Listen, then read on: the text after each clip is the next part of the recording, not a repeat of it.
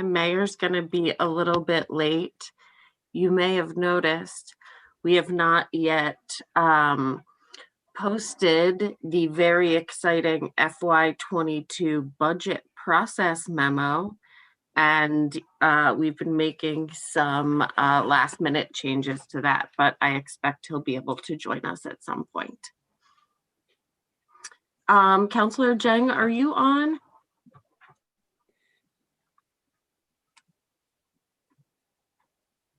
Yes, I am on. I'll turn my camera shortly. Okay, great. I just wanted to make sure you were really here and not a ghost participant, as I call the Board of Finance to order at 5:32 p.m. And the first item on the agenda is the agenda.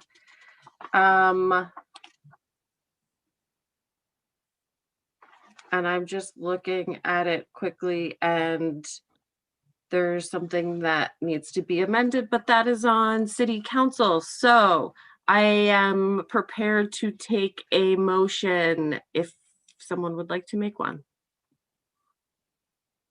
So moved by Councillor Jeng. Thank you, Councillor Jeng. And was that a second, Councillor Paul? Sure. Thank you. All in favor, please Aye. say aye. Aye. Any opposed, please say nay. And the motion carries. President Tracy, is there anyone signed up for public forum for Board of Finance?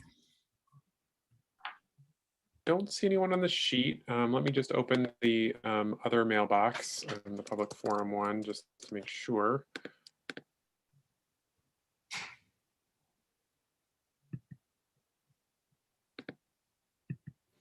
I do not see items for anyone wishing to sign up specifically for that one. Okay, great. Thank you. Maybe during budget season, we'll get some public forum participants. Yep. Is there a motion on the consent agenda? Yes, Councillor Pine. I would move the consent agenda and take the actions required, indicated. Great. Is there a second? Councillor Jeng, thank you. All in favor, please say aye. Aye. Any opposed, please say nay. And the motion carries. And that brings us to item 4.01. The approval of a $275,000 budget neutral amendment for the airport. How would the board like to proceed? Councillor Paul. I'd like to make a motion to approve and recommend that the council approve a budget neutral amendment in the amount of $275,000 for fiscal year 2021, the Burlington International Airport budget, by increasing the amounts as described in the affiliated recommend. And is there a second? Councillor Pine. And is the board ready to take a vote? All in favor, please say aye. Aye. Aye. Aye. Any opposed, please say nay. And the motion carries unanimously. And we've got one more for the airport, a contract for the supply and installation of a runway pavement markings. How would the board like to proceed? Yes, Councillor Paul. Thanks. I'm happy to make a motion to approve and recommend to the City Council that the Director of Aviation, Jean Richards, be authorized to execute a contract with Hi-Lite Airfield Services, LLC, in the amount of $132,818.25, plus a 20% contingency of $26,563.65, totaling $159,381.90 for the supply and installation of runway pavement markings on runways 15 through 33 and 1 through 19 at the Burlington International Airport, subject to the final review and approval by the city attorney's office.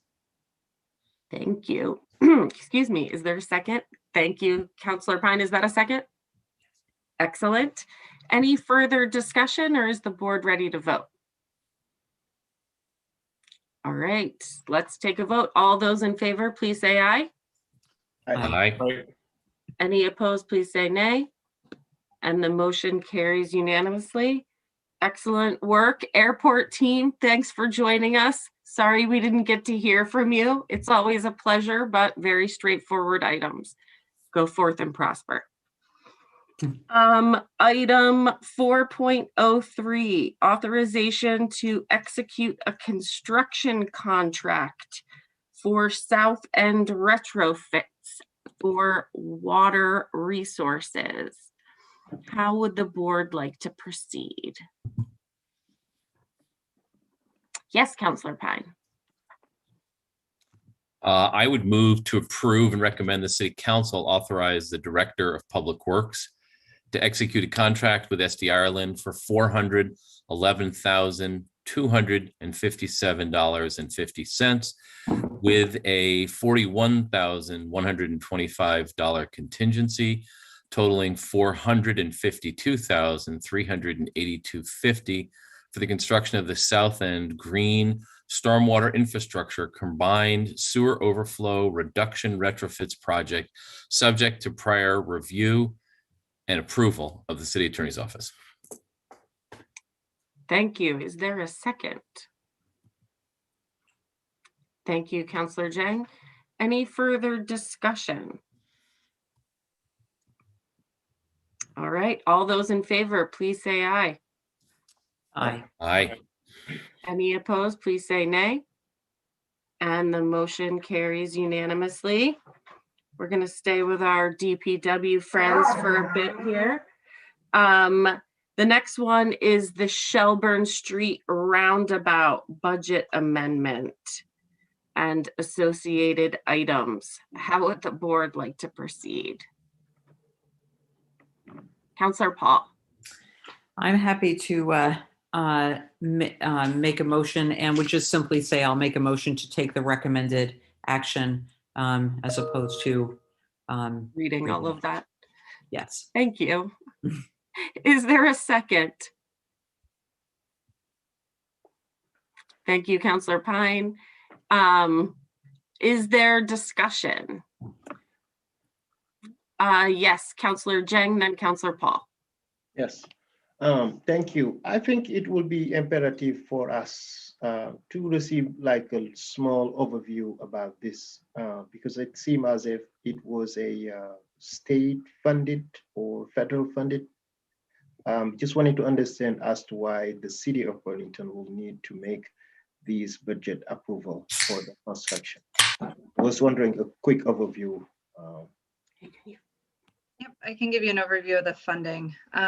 So for the guidance that we get, it is still a grant. There are costs that the city will incur first that are 100% reimbursable for portions of this. There's also portions of the project that are not reimbursable.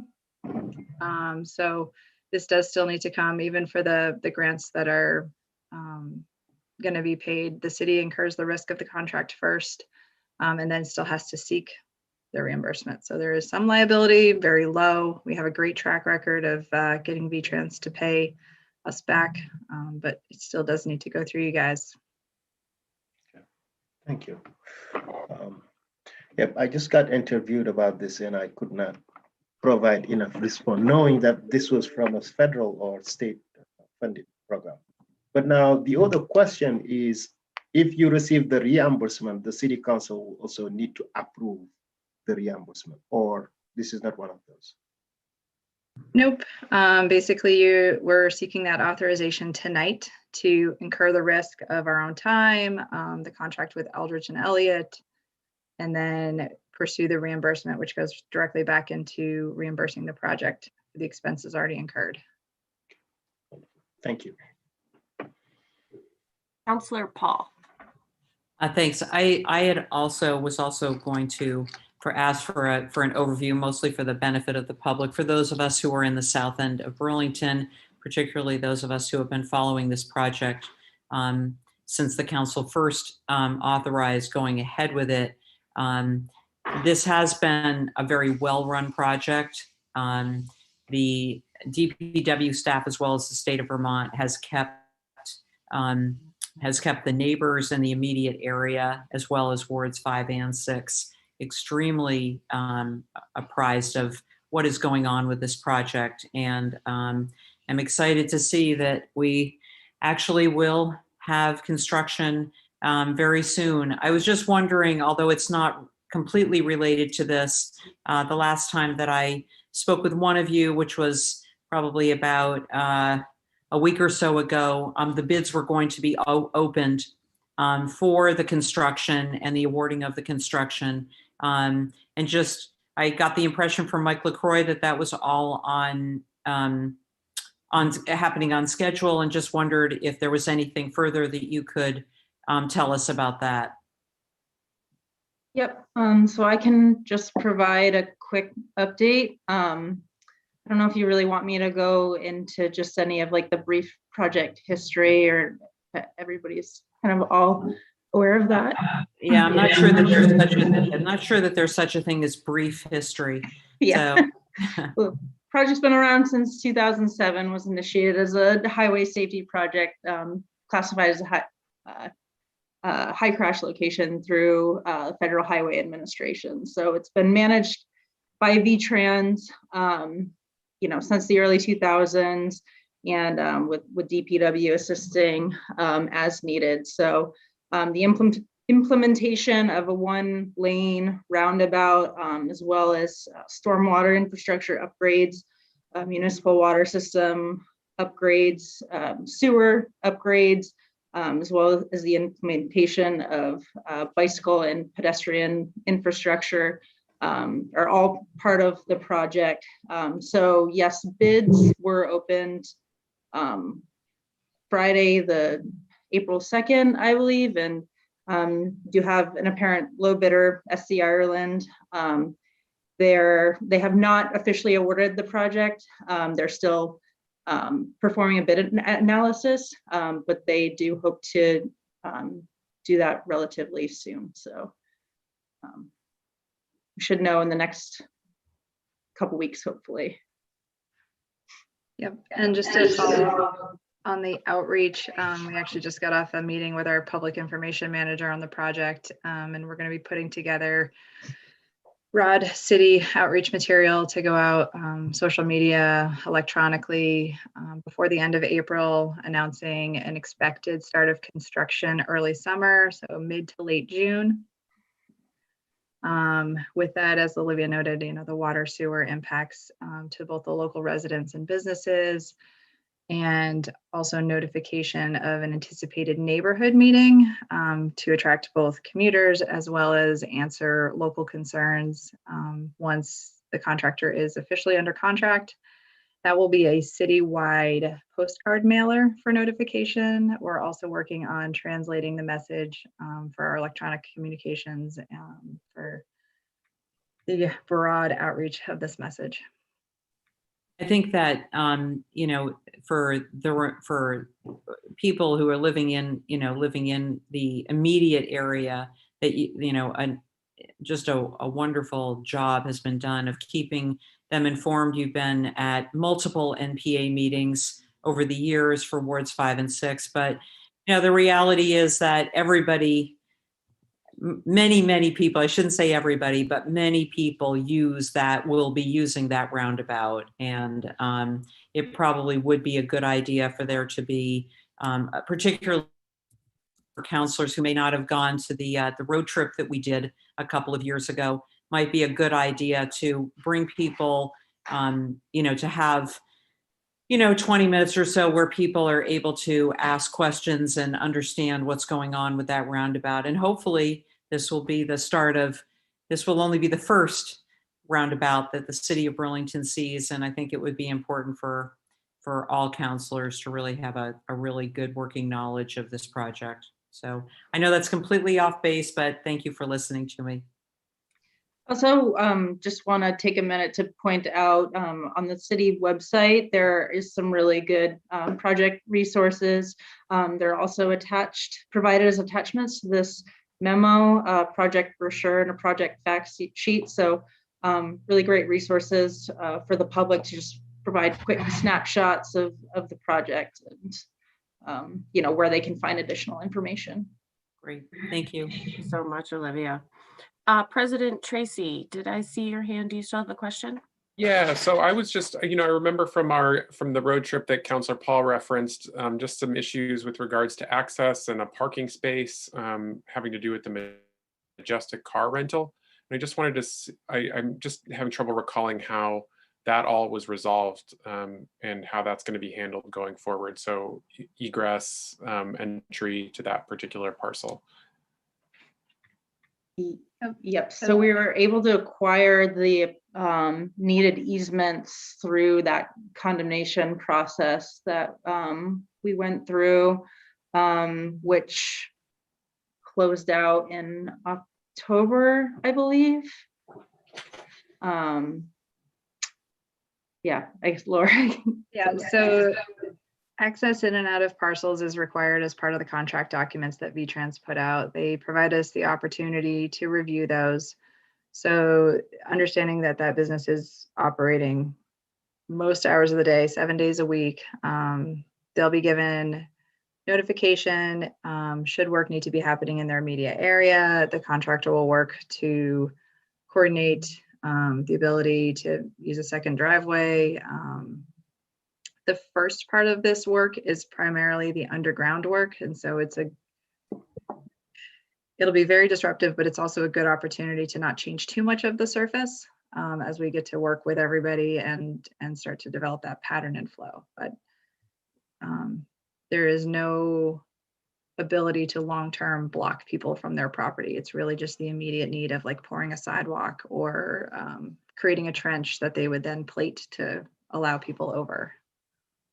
Okay, all right, and for that, and with that, that in mind, in terms of detours and phasing, how is that going to work so that that you maintain some sort of throughput through that area, recognizing just how many people utilize that roadway?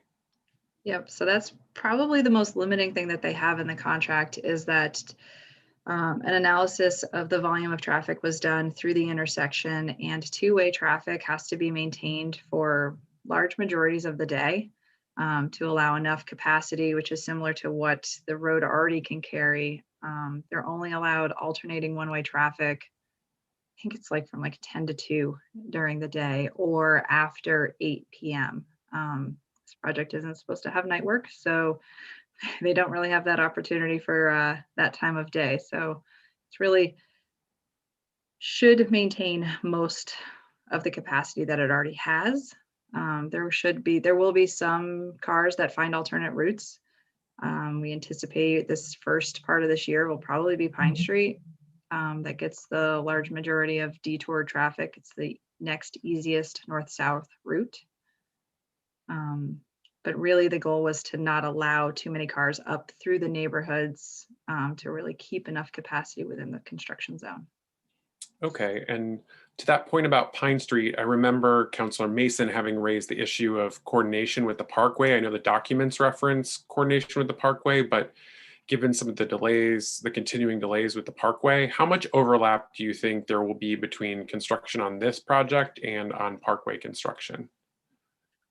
So this project schedule starts this summer, likely end of June. They anticipate a 2-year total construction, so finishing in June of 2023. The Parkway's current trajectory has it most likely visible construction would start next summer. So it's going to be about a season and a half of overlap. Those conversations that we have had with the Parkway team and they've already kicked off also look to put similar controls on the Parkway to ensure that Pine Street can maintain two-way traffic when it needs its capacity based on its current use. So that would, we're looking to have that be a similar constraint to really ensure that our roadway network isn't completely bottlenecked. Okay. All right. Well, thank you for that and for thinking through Yep. all these challenging phasing kinds of elements of this project. Thank you for your questions. Councilor Pine, any questions before we move on? I have no questions at all. Excellent. You Perfect. guys have done a great job, Team DPW. Are we ready to take a vote? All right, all in favor, please say aye. Aye. Aye. Any opposed, please say nay. All right, the motion carries unanimously. Thank you. Item 4.05, authorization to execute main on-call agreements for professional consulting services. How would the board like to proceed?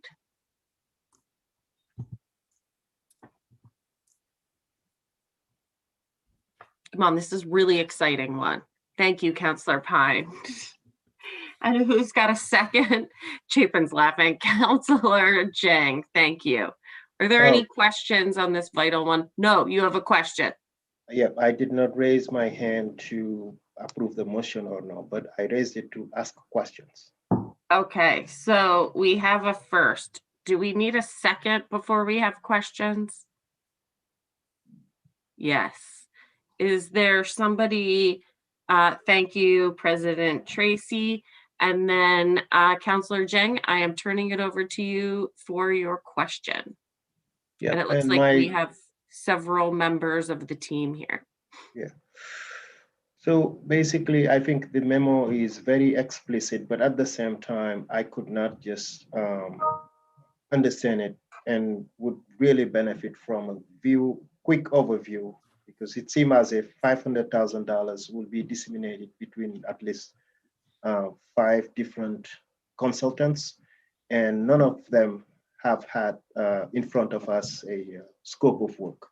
This is very general, and I'm just looking for specifics, please. Sure. Director Spencer, why don't you take it away first, and then you can turn it over as you see fit. Thank you, Councilor Jang. This is an exciting continuation and with slightly different terms of an existing on-call program that we have benefited from, especially during this period of renewed infrastructure reinvestment with the Sustainable Infrastructure Plan. Team DPW, as really the locus of engineering and technical expertise, cannot scale quickly enough when we have major bond approvals, or with such as you see with the federal stimulus funds, that we need to be able to pull outside capacity to handle those fast moving peak work items. And I'm really pleased with the teams we have, but we do need to pull from others to be able to respond to your issues as fast as possible, whether they be FEMA storm damage, whether they be fast moving construction projects to hit construction window.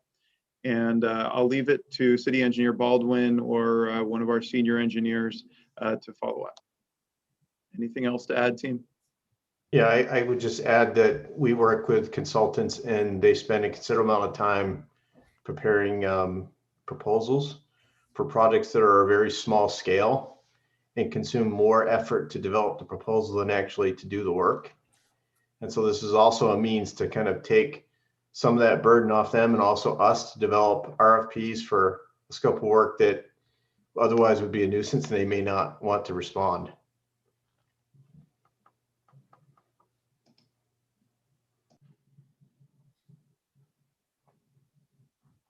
Yes, Councilor Jang. You're on mute. Thank you. If I understand it correctly, every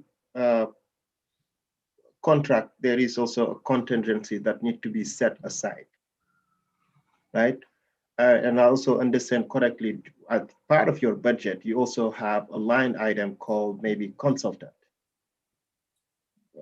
I'm just trying to understand, am I saying it right on both items? Councilor Chang, yes. Previously, when we had the on-call arrangement during the early years of the Sustainable Infrastructure Plan, we had a line in the capital budget for consultants explicitly to do various projects for us, as City Engineer Baldwin discussed.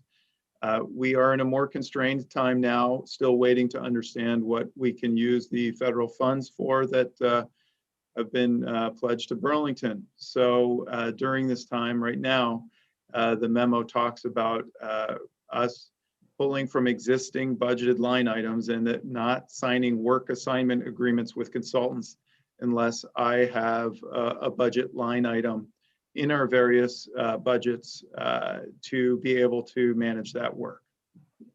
Okay. So basically, approval of this tonight is basically allowing you to have a line item of $500,000 for consultancy, and you can pull funds from there for any scope of work you would like to do moving forward. Yes, it is not authorization for a $500,000 line item. It is an authorization for us to contract with consultants up to $500,000 using existing line items for those contracts.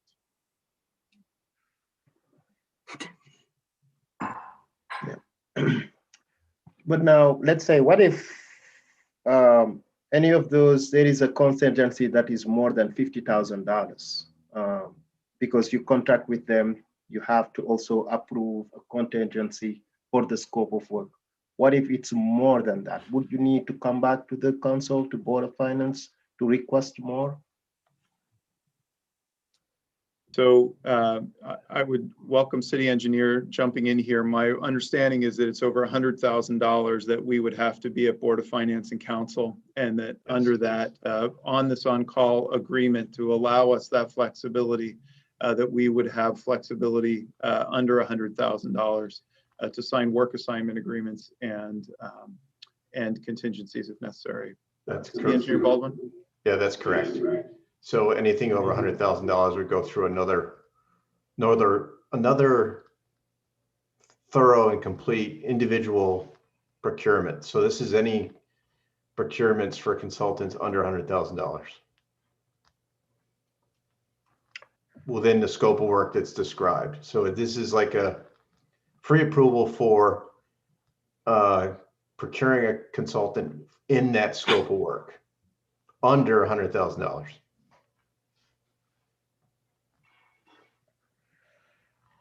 Okay. No further questions. Thank you.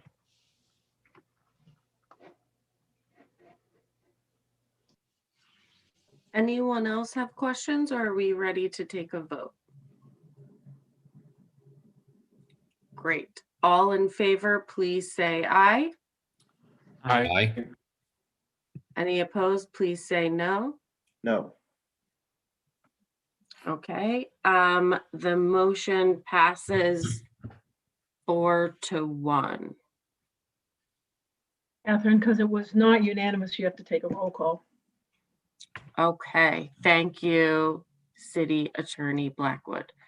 Councilor Pine, Yes. President Tracy, Yes. Councilor Paul, Yes. Councilor Jang, No. and I Yes. am voting for the mayor, yes.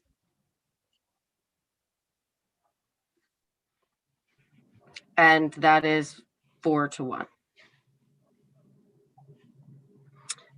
So that passes. And we are on to our last item for DPW, authorization to execute an easement at the Leahy Center for Lake Champlain leased premises. It's a really long subject line. Director Spencer, why don't you tell us a bit about it, unless you want to turn it over to Chief Engineer Baldwin. Thank you. This is an exciting, small but exciting piece of the larger effort to get passenger rail to the city and to relocate the bike path to the western side of the tracks. For the detail, I will turn it over to City Engineer Baldwin or Senior Engineer Molzon. So this particular item is related to providing shore power for passenger rail and also dinner train stationed within the section between College and King. So effectively, by having this or giving this easement rights to VTrans, it's allowing a train to pull up, not idle, and not necessarily put out emissions, but to stay in operation without an engine running and save that area from all the noise and emissions that goes with that. So this is all part of trying to make this project the best it can be. And it's a very small part of an easement from our outer limits of our parcel that is leased to Echo to connect into the train system in the rail right away. Excellent, thank you. Is the board ready to make a motion? Councillor Pine, thank you. Is there a second? Councillor Paul. Are there further questions or discussion? Yes, Councillor Tracy. So we've had quite a few of these kinds of easements and things. Just wondering, I mean, I don't have one specifically on this, but is this, how many more elements are still needed to be figured out? Because I know you all have had to just untie a huge knot on this to make it all work well together. So just wanted to get that sort of broad perspective. There are more coming for the realignment of La Valley Lane, which is the access road to the main wastewater treatment plant that needs to slide further west to accommodate the Amtrak siding so that the train can overnight in the rail yard as the Burlington community has requested. And then there will likely also be another easement on the south side of the rail yard for a transformer to assist the Amtrak train to be plugged in the rail yard when it dwells overnight in the rail yard. So we have a few more coming and the construction, we're aiming to have all the construction completed by the end of this calendar year so that service to New York City can start in 2020. Well, thank you. Thank you, Team DPW. That's a lot of behind the scenes work that a lot of citizens don't necessarily see. Councillor Paul, did you have a question? No. Are we ready to move forward and take a vote on this item? Great. All in favor, please say aye. Aye. Any opposed, please say nay. And that passes unanimously. Thank you very much. Thank you, Team DPW. You guys can take a little break now. We are going to move on to item 4.07, approval for a 2-year agreement with MuniCap. I am going to turn it over to Rich just for a 60-second briefing on this. I know it's not a very hot topic that people like management of our TIF, but it is a very important one. So I just wanted to draw your attention to it briefly. So thank you. What I have in front of you is a 2-year contract with MuniCap to perform a number of essential services that we do need support. One would be our cash flows. MuniCap can actually certify our cash flows in the event we were to go out for future borrowing or bonding. It most likely will reduce the actual borrowing costs on that particular bond. We are needing support for administrative oversight. We're also working with MuniCap to prep for the state audit that is coming up in the fall. We're going to be utilizing MuniCap to help us work on our invoice tracking, reporting to VEPSI, and compliance and monitoring. So in addition to that, they'll be working with PFM, our financial advisors, Melanson, DAC, just to name a few. This is really coming about based on the fact that we've had some challenges with turnover within the city. and more of the TIF oversight is being absorbed by our department and as in clerk treasurer's office. And we believe with the support of MuniCap, this is what they do. It will provide us a higher level of success. Thank you. Okay. Yes, I see lots of hands. I'm just going to add one quick thing, which is I just want to thank the encouragement of this board for the clerk treasurer's office, especially to explore areas where outsourcing in these kind of extreme areas of expertise and specialization might make sense. And this is one of those areas that we identified. And some of that was really based on conversations we've had here. So I just wanted to, now it sounds like I'm pressuring you into voting for it, which I totally don't mean, but I really wanted to thank you for the idea and the freedom to explore it. Vote how you want. Now I'm happy to take your hands, which I'm not sure our questions are first. Councillor Paul.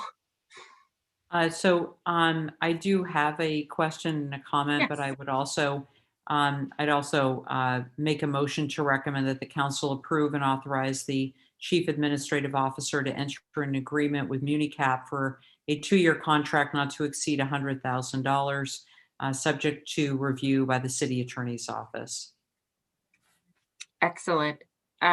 Yes, Councillor Zhang, you are the second, and Councillor Paul, I'll start with you for questions and then take anyone else. Okay, thanks. I just wanted to briefly note, thanks, Rich, very much for the very comprehensive overview in record time, and I appreciate that. I did want to, you had mentioned Melanson and Heath. Clearly this is, TIF accounting has been a challenge. And there have been, members of the public who have spoken to the fact that, we need to do a better job with that. And certainly Melanson and Heath has noted that as well amongst what is now a very small list of outstanding items. I'm assuming that either you got MuniCap from them or that they were a part of this discussion and are fully supportive of moving ahead with them. So Yes. to answer that question, I actually met MuniCap through other bond deals, and I was introduced to their services. It's about 3 years ago. I formally introduced MuniCap to Melanson last Wednesday and went over the support that they would be provided, and they very much embraced that, and they felt that this was an excellent path that the city was taking. They viewed it as being very proactive. Okay.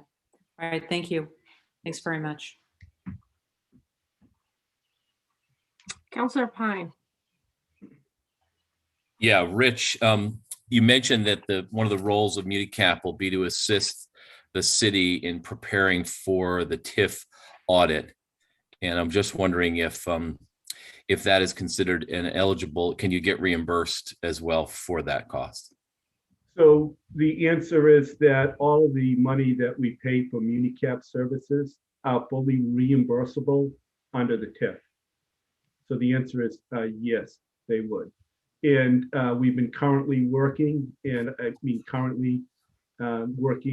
with Marie Friedman, who's been helping prepare for this TIF audit. We worked together back in 2012 and 13.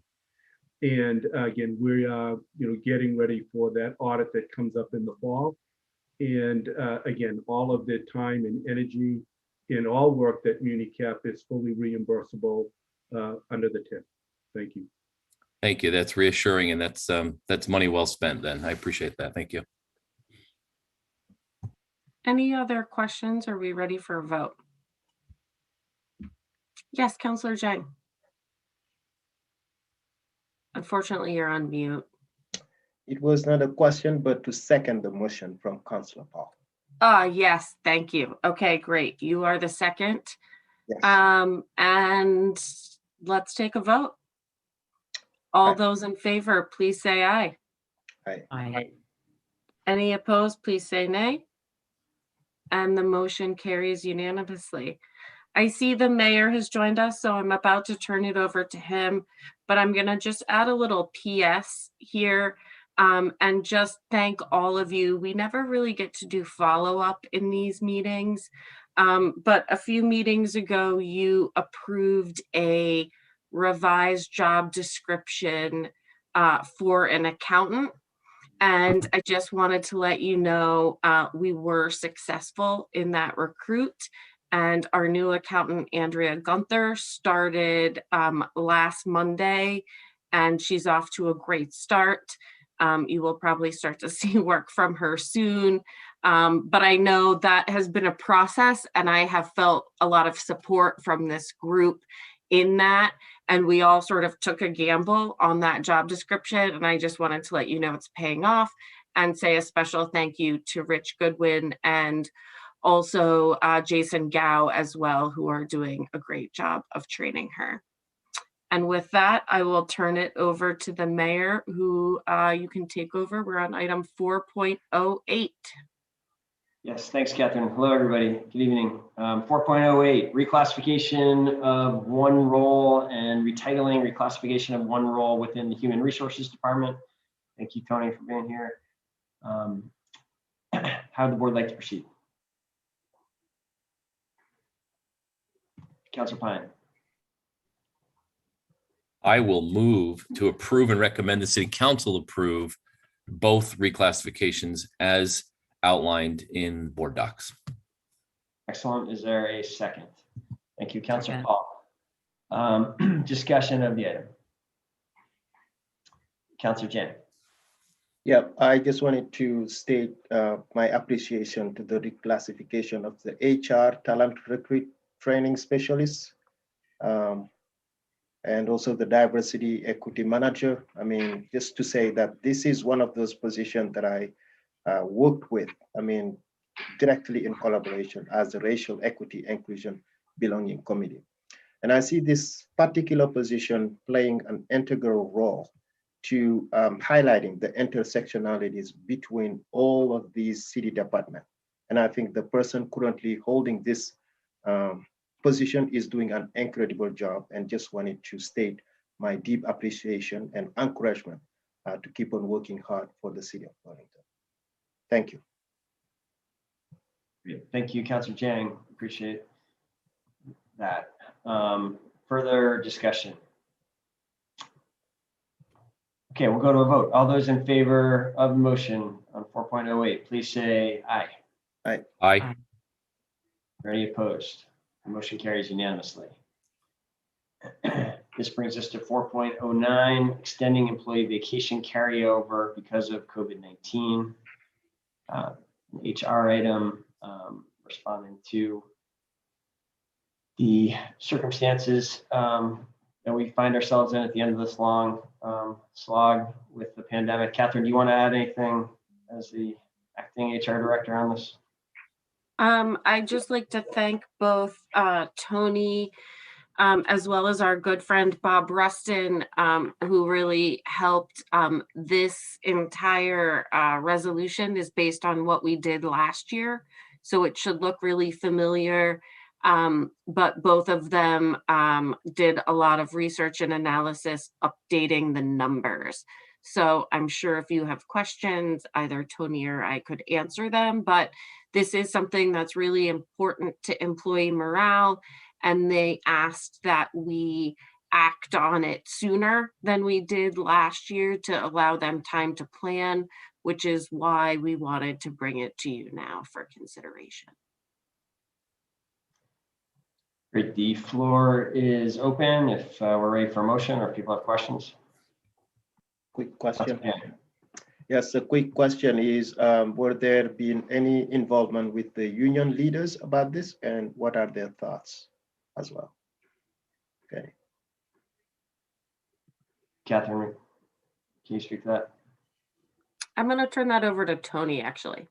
We did not communicate with the union leaders on this one. There was discussion of that, and we just kind of went through the process that we did last year, which was the same, and we did not work with the unions in advance of this. Basically, it will not allow me to vote against it, but it seemed as if the employees are really looking forward to this. That's what I just heard. But then In general, the city's pandemic leave policies have been appreciated and supported by all four unions. President Tracy. Thank you, Mayor. I have been in touch with AFSCME President Gilbert with regards to this item over the weekend, and just wanted to report out. I think that there is support for this item and moving forward. I think that just wanted to note that I think that to the issue of employee morale, that there may be some equity issues, just specifically around some employees being able to travel while also working, and others needing to be on the job site and potentially work for those folks who are now away, then coming back to, or people being asked to do things for those folks who are working away. So just wanted to raise that as an equity issue going forward. I think that's something that we'll have to be mindful of, especially in a morale context when we think about this.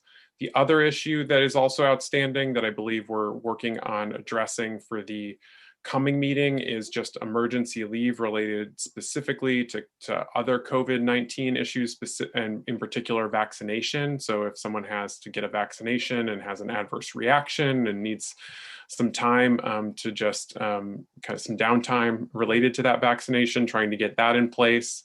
And not have that impact some of these other CTO or vacation accruals. The idea would be to, I guess the regulation says until, or the law says until April 1. I think it would make sense to move that back to March 1, just again from an equity lens, so that there's a from what I understand, a relatively small group of employees who this would apply to in the March ban. So I think it would make sense just again from an equity lens to between all these different folks to make sure that we have that backdated to March 1. So I think that's something we'll have to continue to address, but I do support at least moving forward with this piece this evening.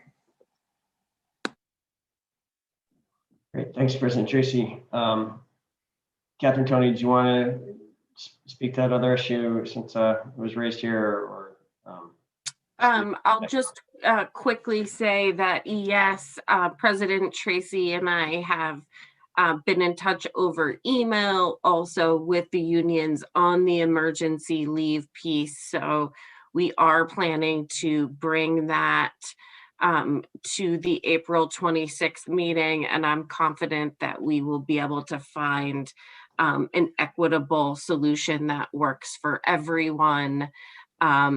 And regarding tonight's vacation leave and extending that carryover, it's my understanding that because, excuse me, this is something that the city is doing out of kind of generosity. It's not something that we are bound to do. It wasn't something that needed to be formally run by the unions. As we mentioned, it is something that was discussed informally and is what was done last year. So I think that's it for me. Great. Okay, I think we may still need a motion. President Tracy? I just wanted to raise that I think President Gilbert of the AFSCME, I think, is DG in the attendees list. So, and that person is raising their hand. So I don't know if they were interested in speaking to this item.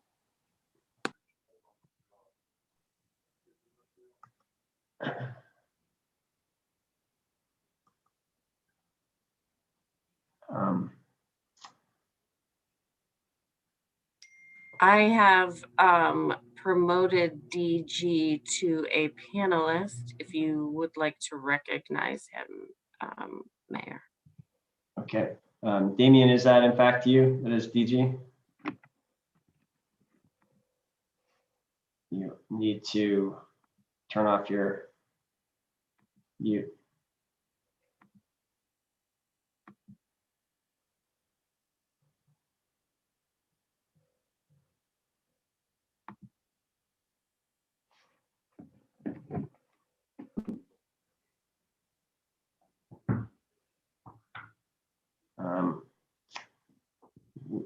I see you tried to turn on your camera, but I'm still at least not seeing you, and we are not hearing you.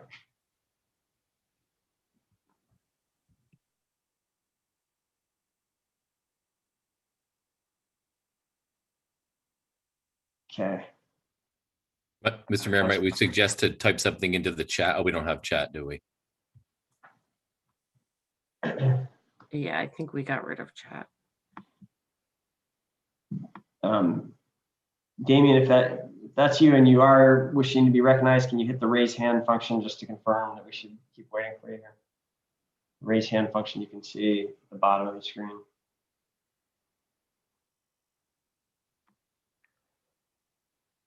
Okay, while we're waiting to see if there's a response there, I don't believe we actually have a motion on the table. Am I right about that? You are correct. Okay, why don't we put the motion on the table? And I do see Damien is raising his hand, so let's get the motion on the table. We'll come to you in one moment, Damien, if you could try to turn your mic and camera on. Is there anyone willing to make a motion at this point?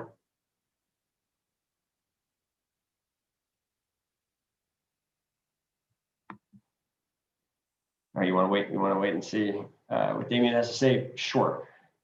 If we can, Damien, you're invited to speak. We need you to get on here relatively soon, though. Can you? Looks like you're still muted and your camera is still off.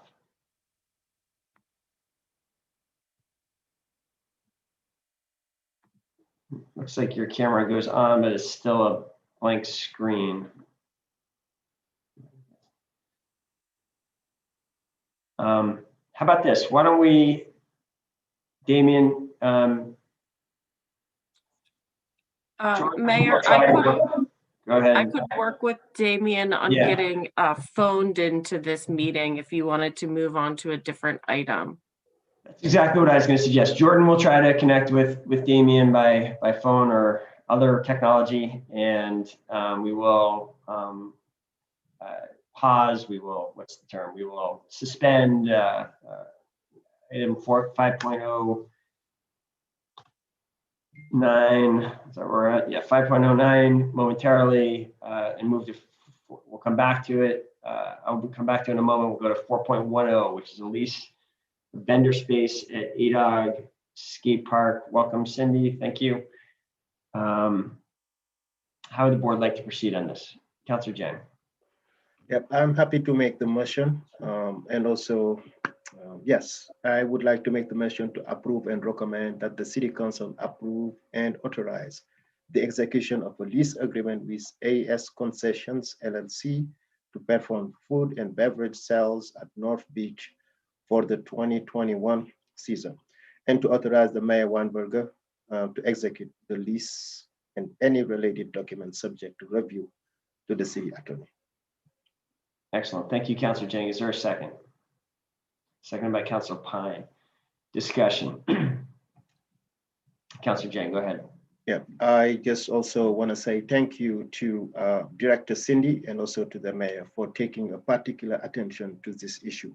And I think COVID-19 has hurt many of the businesses, but the fact that you reopened this item and bring it back and give this person 1 year extension is definitely very valuable. I want to say thank you.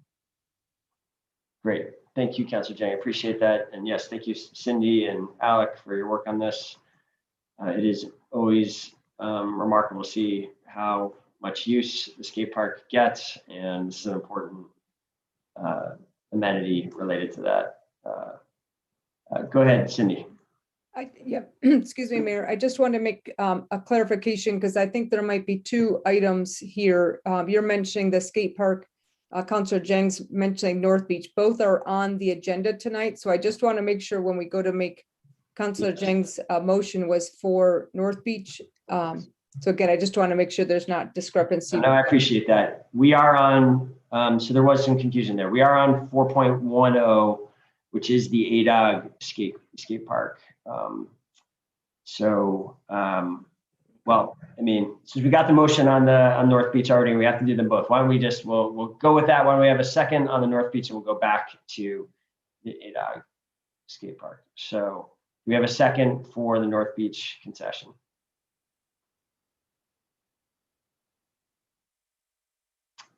Councilor Pine, is that a second? Okay, thank you. Discussion of 4.11, lease of vendor space at North Beach. President Tracy. Just curious as to how you see the, I know that there was a little bit of controversy around this item, that initially that there was some bidding that had taken place, and that ultimately the decision was to, in light of all of the uncertainties of COVID and just what the vendor has dealt with, to give a year extension, and then to consider then to do a more fuller open, a more full kind of process, RFP process for this particular vending location in the future. And so I'm just wondering sort of how you see that playing out in the coming year, and then also how that relates to other vending decisions across kind of parks and other spaces. And I look at this and sort of through the lens of the conversation that we've had more broadly in the city around where and how to allow food trucks. And so just wanting to understand the thinking on that. We're happy to touch on that, Councilor Tracy. So as noted, this vendors has a 1-year lease. And then our plan is to open up the process earlier next year. And we'll also be connecting in with Cara in her role with the businesses, just to give one more look at the way that we are scoring and reviewing the proposals, and to see if there's maybe a different lens from someone who's coming from the business side. But we do think that's important. There are city spaces that we're renting out and available, that we make it a public process, unless we determine as a city that we want to give, even I guess if we did longer term ones, there would still be a point where they come open and available for the public to bid on. Okay, thank you very much. Councilor Pine. I think I may have told Cindy this, but I'll share this quick anecdote that when I was on the council in a previous millennium, the city put out to bid the Battery Park concession, and it was not a very popular thing that the city did. It was something we heard a lot of feedback on. So there's sometimes, I think, an angle to this issue of institutional and history and what the community kind of values. And I think there's some tension there sometimes. I just want to put that out there, that Beansies was, people came to the meeting pretty concerned that Beansies may be pushed out of that park. Yeah, thank you, Councilor Pine. I think that's exactly right. The city has always maintained that it has some discretion in how to manage the numerous different, we are a significant landowner and have numerous leases with many different institutions and many different businesses across the city, and certainly managing those assets fairly and managing them in a way that secures value for taxpayers and ratepayers in some cases, those are critical values, and that guides our thinking. But it is hard and really not right to try to have a uniform policy of exact. And we've, I think, often resisted definitively having too strict a policy for exactly how these relationships, which they, fundamentally at the end of the day, they are relationships, and there are circumstances.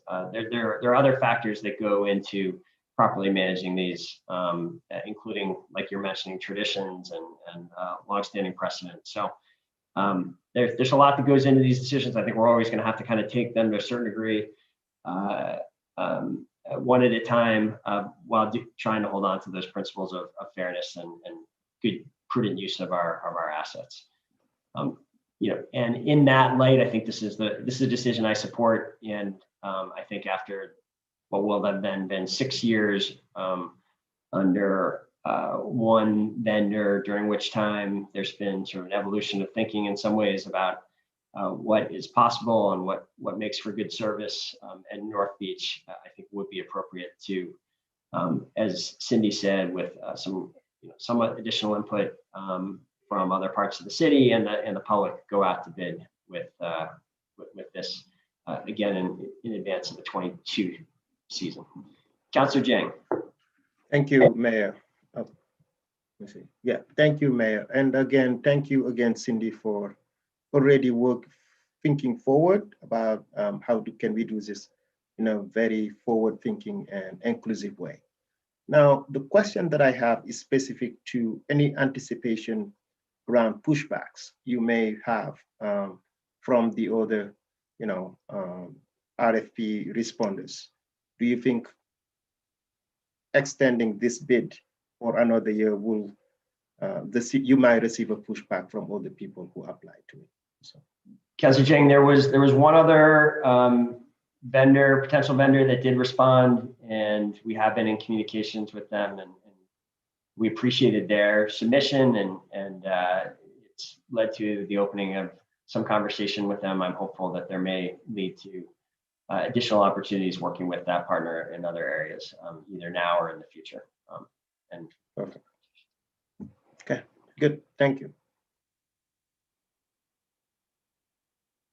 All right, are we ready for a vote? I'm not seeing any hands, so I think so. All those in favor of the motion, please say aye.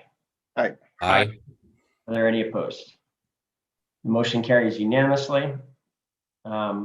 Jordan is still out of the room, I think, trying to sort things out with Damien. So now let's go to, Mayor, Damien is on the phone. He is the 802 number at the bottom of our screen. I was in touch with him, so I'm going to ask him to unmute, and I think he's here. Hello. Hi, Damien. We can hear you. Hi, Mr. Mayor. Sorry to disturb your meeting. That wasn't my intent. I know that they're long enough, and I didn't want to hold you up. The only thing I wanted to bring to your attention, and I do support it, and I have talked to Max over the weekends and pretty length about it. Not that you do need my support at all. I just wanted to make it clear that the same language that you have in the policy book is the same exact language that's in the CBA. They mirror each other pretty closely. So when I had told Catherine that, it may have been an oversight because she doesn't necessarily read the contract, as I get lucky enough to turn that page all the time.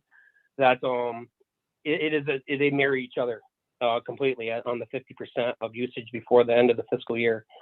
The only piece I had is that if you guys can monitor the morale part of it, that could be an issue. But as long as that's being oversight when everybody does come back into the building, and that's being taken care of, I don't see an issue with it. So I do support it. Very good, Damien. Thank you. Thank you for calling in. Okay, so I'm going to go back then to, let's reopen. We'll return to item 4.09, the extending employee vacation carryover because of COVID-19. And are we ready now for action on this item? Welcome a motion. Councilor Pine. I would move to recommend that the city council approve the attached resolution in board docs. Excellent. Thank you, Councilor Pine, seconded by President Tracy. Discussion. All those in favor of the motion, please say aye. Aye. Aye. Are there any opposed? Motion carries unanimously. Thank you. Thanks again, Damien. And now we've done 4.09, we've done 4.11. We're now doing 4.10, which is the lease of vendor space at A-Dog Skate Park. Are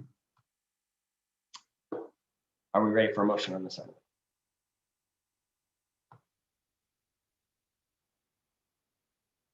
Or are there questions about it? How would the board like to proceed?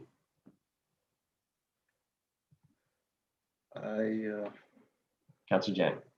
Yep, I would like to make the motion to approve and recommend to the city council. Excellent, thank you. Is there a second? Thank you, Councilor Pine. Discussion. Okay, go ahead, Cindy. I just wanted to make a shout out to Brenda and Trina Foster, who from Maven. They're just amazing partners down there at the skate park. We often hear from communities that have a lot of issues at their skate parks. And I would say the main reason we don't have those issues at our skate park are because of Brendan and Trina. They not only are they down there with their business when they can, but they also are a direct line for us. So when we are hearing that there's not a lot of mask wearing at the skate park, we reach out to Brendan and Trina and they help, through their grapevine. We'll put the word out. When there was issues, last year with numbers of skaters there, they worked with the skaters. So they are just great community partners down there at the skate park. And so I just wanted to give that a special shout out and appreciation to them. Great point. Well said, Cindy. We will go to a vote. All those in favor of the motion, please say aye. Aye. Are there any opposed? The motion carries unanimously, and this brings us to the final lease. And we actually do have 5 items we're still trying to get through here and hand this over to President Tracy. We have concession of lease agreement for the Spirit of Ethan Allen, Parks and Rec item as well. How would the board like to proceed? Councilor Pine. I would move to approve and recommend the city council approve and authorize the execution of a lease agreement with Green Mountain Boat Lines as outlined in board docs. Excellent. Is there a second? Seconded by Councilor Jang. Thank you. Discussion of this item. Okay, seeing none, we will go to a vote. All those in favor of the motion, please say aye. Aye. Are there any opposed? The motion carries unanimously. Thank you for your work on that. Cindy and Alec, thank you both for being here tonight. And I think those are the leases. We now move to a request from the Police Commission to enter into an agreement with NACOL for training on civilian oversight of police. This is coming to you because this, even though it's a relatively small amount of spending, it is spending out of the contingency, I believe, which does require council approval. And so the Board of Finance is being asked to make a recommendation on it. How would the board like to proceed? Councilor Paul. I would recommend that the city council approve. I would make a motion to recommend that the city council approve the attached resolution. Excellent. Thank you, Councilor Paul. Seconded by Councilor Pine. Discussion. Okay, we will go to a vote. All those in favor of the motion, please say aye. Aye. Are there any opposed? The motion carries unanimously. Thank you, Eileen, for your help with that. And that brings us to 5.01. This is for Board of Finance approval only. Authorization to amend University Place UVM city agreement and execute non-binding memorandum of understanding regarding the boundary line adjustment between UVM and the city. Team DPW has arrived in force if needed. How would the board like to proceed?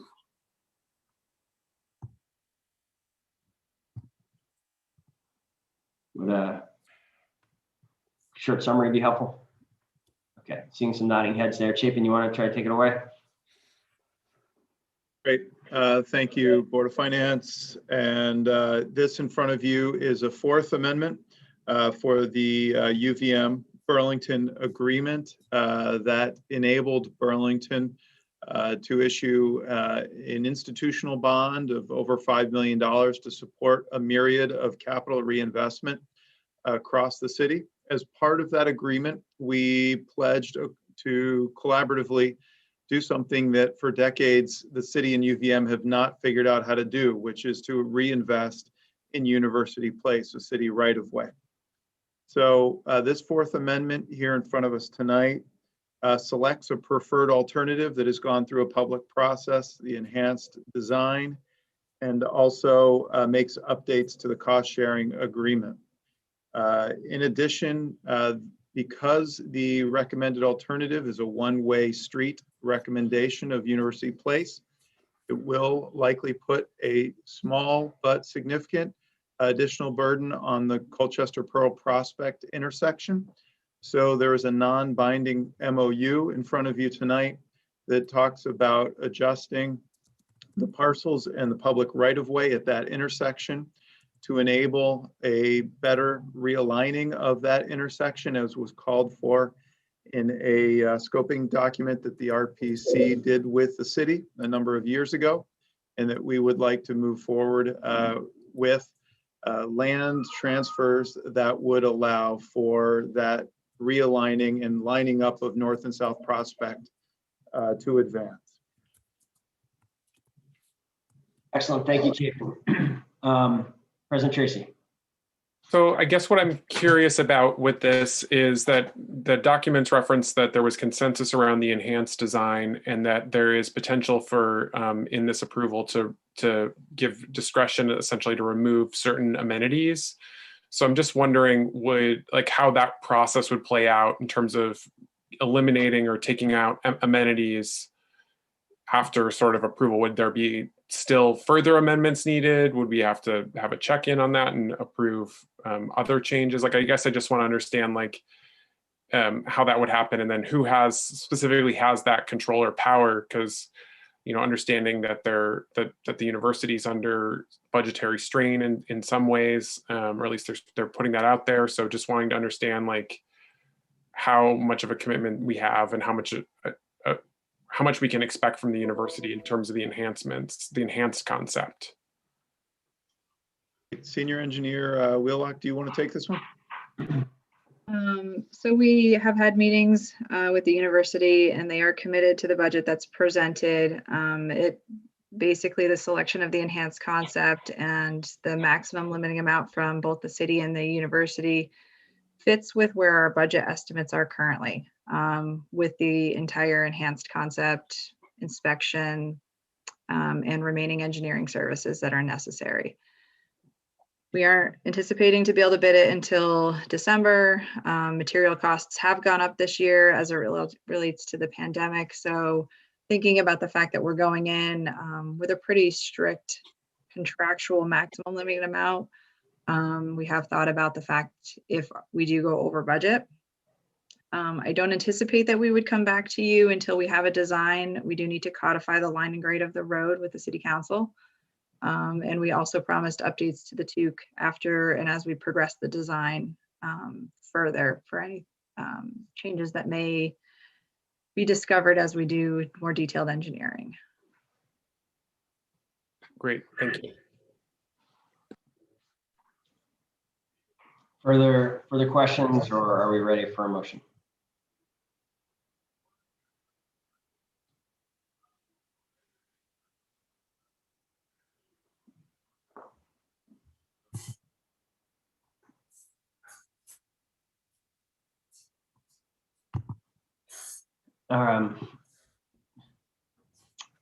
So we need, go ahead, Councilor Pine. Just going to offer a motion, Mr. Mayor. Go for it. In order, okay. Yes. I would move to approve and recommend the City Council authorize the mayor to execute a fourth amendment to the agreement between the University of Vermont and the City of Burlington regarding participation in the city's 10-year capital plan, substantially conforming with the draft submitted herewith, subject to final review and approval by the City Attorney's Office.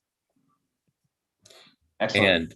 And following, to approve and recommend City Council authorize the mayor to execute a non-binding memorandum of understanding between the University of Vermont and the City of Burlington concerning the desired adjustment to property lines adjacent to the Colchester Avenue and Prospect Street intersections, substantially consistent with the draft submitted herewith, subject to final review and approval by the City Attorney's Office. So moved. Very good. Thank you, Councilor Pine. Is there a second? Thank you, President Tracy. Seconds the item. Further discussion? Seeing none, we'll go to a vote. All those in favor of the motion, please say aye. Aye. Are there any opposed? Great, the motion carries unanimously. Thank you, everybody. Thank you. Karen. That brings us to two communications. First is 6.01. I think it would be helpful if we tried to have at least a 5 minutes communication on the just posted item 6.02. I'm not sure how much we need on 6.01. This is the budget performance and projection for Fund 264 and 265 traffic funds. We're not looking for action here, but Chapin, would you like to make sure, you want to reinforce anything about the written communication? Division Director Padgett is also here.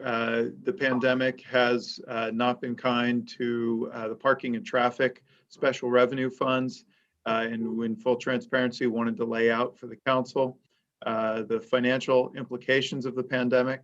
I've been very pleased that staff has worked hard to manage the operations during this time.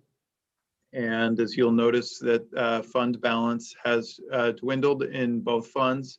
And we will likely be coming to you all in the near future for a potential loan or revenue anticipation note and some reorganization actions to get us through this time. Division Director Jeff Padgett, anything you want to add? Oh, did you just hand it over to me? Did you just hand it to me, Chapin? Yeah, I'm sorry, I was in the middle of transitioning. Yeah, I think the point of this memo is to lay out very clearly the challenges ahead of us, and I think the key piece is that these are 264 traffic and 265 parking are both directly tied to the economy.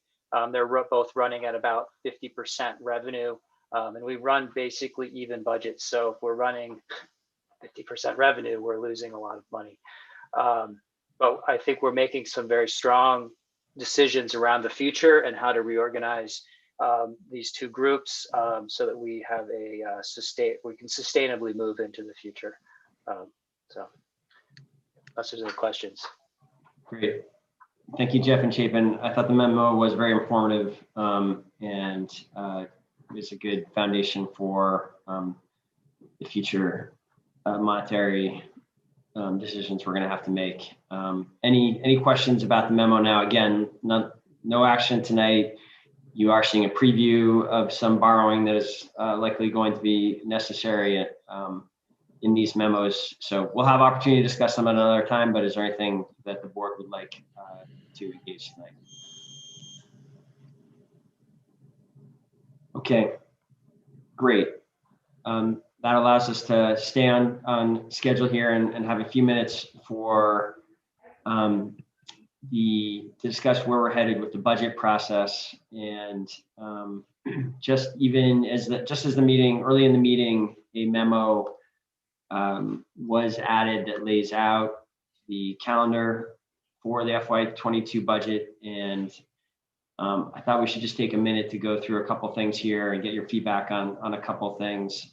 Because once again, as we were last year, we're presented with sort of unusual budgeting circumstances that mean we have to kind of, it's not a normal budget year, although there are more elements of normalcy this year than there were or last year. And that's what this tries to sort of lay out. And let me just walk you through what's written here, at least as an initial matter, and we can discuss a little bit here and also take feedback or questions offline. The next time we meet is planned to be April 26th. And our proposal is that at that we try to do several things. First of all, this would be sort of the kickoff to the budget process, where we attempt to sort of summarize the way in which we are thinking about the budget, and what kind of at a high level, what changes there are, substantial changes from prior years, and in this case, what it means to kind of return to some level of normalcy, and what that looks like. And we give a kind of overview of that, and have, often we've sort of gone through a couple pages. Generally, we've had sort of like a 2-page bulleted memo that sort of summarizes where we're at this point, and we would strive for something like that. I do think to have a, let's call it somewhat normal budget, there will be no way to do that without some American Rescue Plan funds being utilized for that. That is certainly one of the things that these funds are clearly intended to be used for and support, is to replace lost revenues. We are still anticipating, as you just heard, we have numerous operations that are still being significantly impacted by the emergency as we move into the final quarter of this fiscal year. It's too soon to say how significant those will be in the upcoming fiscal year, but we expect that there will be some FY22 impacts of the pandemic, and the way that we would have a normal budget with those and without a tax increase would be for some use of American Rescue Funds, and we sort of lay that out on the 26th. Also on the 26th, we would like to kind of lay out a reopening plan of sorts for the downtown and the waterfront, anticipating that as President Biden has laid out, and as the governor has laid out, and now put into considerable detail, that we really will be, the pandemic is coming to an end. There will be the opportunity for sizable, gatherings in our downtown and waterfront again. And in fact, we will want that once the pandemic is over, and we will want to take steps, I think, to support the kind of reopening and the rebounding of the Burlington economy. And that too is a clear use. That's something clearly envisioned for the American Rescue Plan, and we would have some detail to talk to you about on the 26th about that. The great majority, however, of I think those two bullets combined, the American Rescue Plan dollars will be modest. Certainly, I don't think we're quite ready to put a number on it, but less than a quarter, and probably well less than a quarter of the total $27 million of American Rescue Plan funds that we will be getting over the next 12 months. The way Catherine and I are currently thinking about this, and this in particular would be helpful either now or soon to get a sense from the board if you think we're on track with this. Whereas we initially back in March suggested that a lot of the decisions about that 27 million would be made over the course of the FY22 budget process, we are now starting to rethink that for several reasons. First of all, the rules for these funds are still being written, and the deadline for the federal government to issue those rules is still some time off. It's March 11th is the latest we expect to receive that additional, perhaps very substantial guidance about how we can and can't use these funds.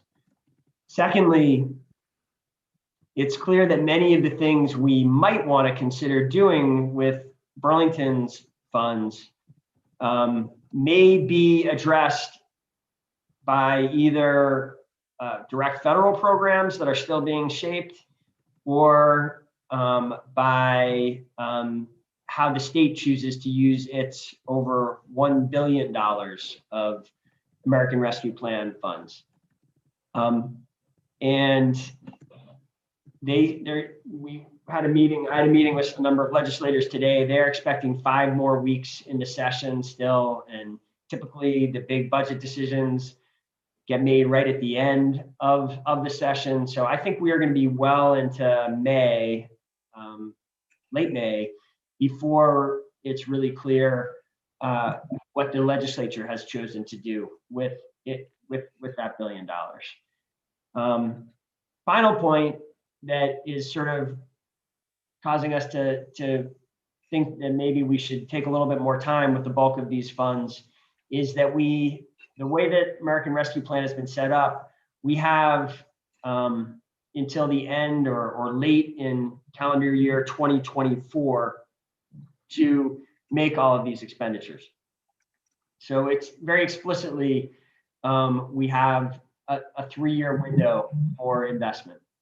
So taking all that into consideration, what we're proposing in this memo is that, but for the modest amount of funds that we need to have, again, a kind of normal budget in FY22 and any urgently needed funds for pandemic, remaining public health reasons, or to help enliven the downtown and waterfront this summer, that the rest we would go through a more deliberate process that would be geared towards council decision sometime this fall, and that in advance of that we would build in a process. And basically we're going to take the next couple of weeks, if you think we're on the right track here and we come to you with some detail on this, we propose a process that would involve public surveys, town meetings, in addition to sort of government meetings,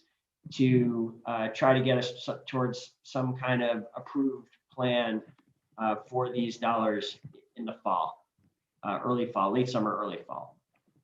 I'll take a breath there, and I hope that was clear, and would welcome any immediate feedback that you have on that.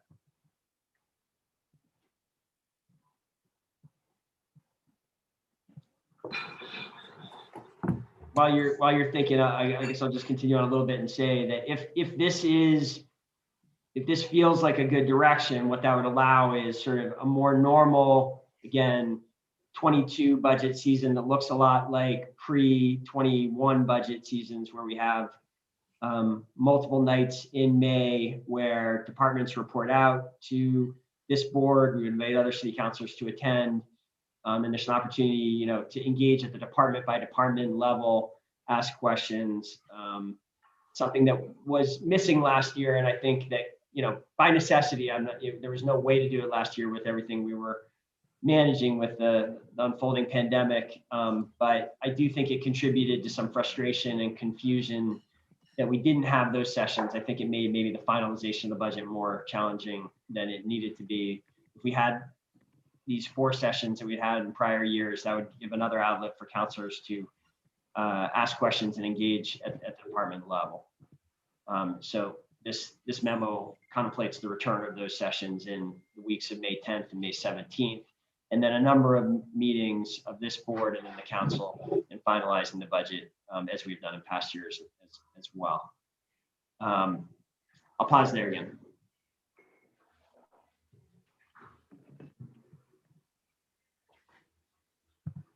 President Tracy. Just wanted, I certainly have thoughts, but I don't know. We do have a net zero presentation that being 7, I don't know. Yeah, why don't we wrap it up there? This has been a chance to kind of give a little bit of a overview to this. I will follow up with members of the board to get your reactions to this over the next few days here, so that we can get a sense if we're on track with this plan for the 26th, if there's tweaks to this plan that you'd like to see, or if we need it. And so I'll take on, Catherine and I will reach out to you individually to try to get that feedback before the end of the week, okay?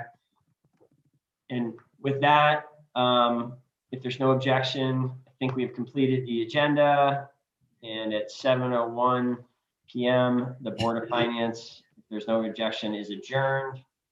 And I will hand over the Zoom to President Tracy.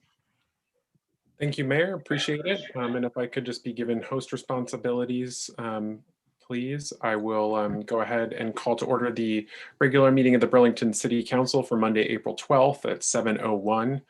Before we get into our agenda itself, I will go to the pledge. So we'll do that.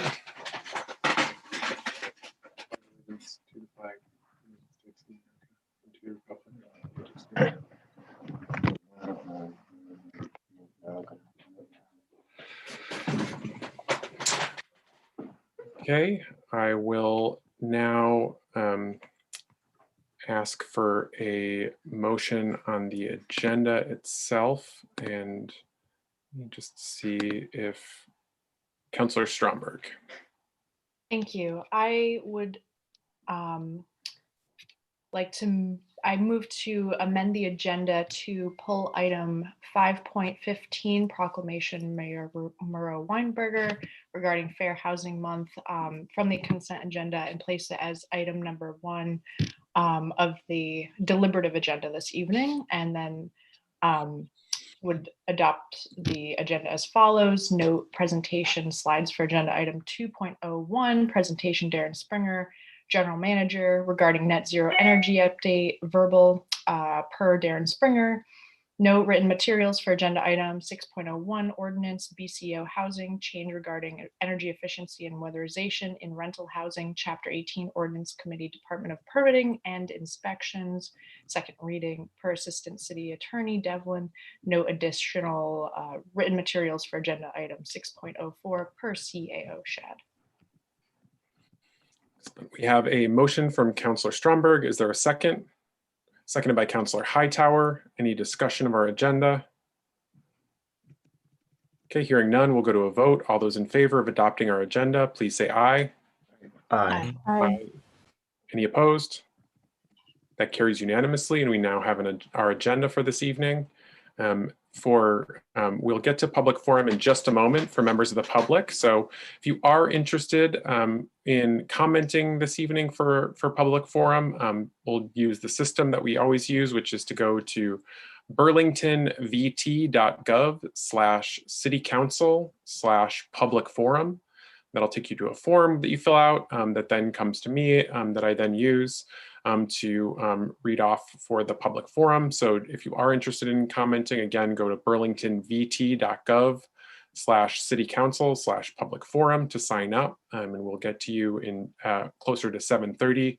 Prior to that, however, we do have a presentation regarding net zero from BED and specifically Darren Springer. So I will move into that item. I believe we have General Manager Springer with us. I'm just wondering I believe you should be able to share your screen. General Manager Springer, are you able to do that? I believe I am. I don't know if the mayor was planning to give a brief introduction to the presentation before I jump in. Mayor, would you like to speak? I would, President Tracy. Thank you. I'll be brief. I think this is a pretty exciting presentation that Darren is about to give you. Last week when I gave the State of the City, I said that we would have other opportunities this spring, since that speech was so focused really on the topic of racial justice, that we would look for other opportunities this spring to give updates on where we are headed on other major city initiatives. And this is, I see as sort of the first of those. This is really a significant update on the city's net zero efforts. We are, this is the first time since the launching of the roadmap in 2019 that we have updated numbers and can assess the first more than a year's performance under the roadmap. As you will hear momentarily, there's been very significant progress empirically. There was a reduction of emissions in both 2019 and 2020, which is very hopeful. You will see in the presentation as well reasons for concern, reasons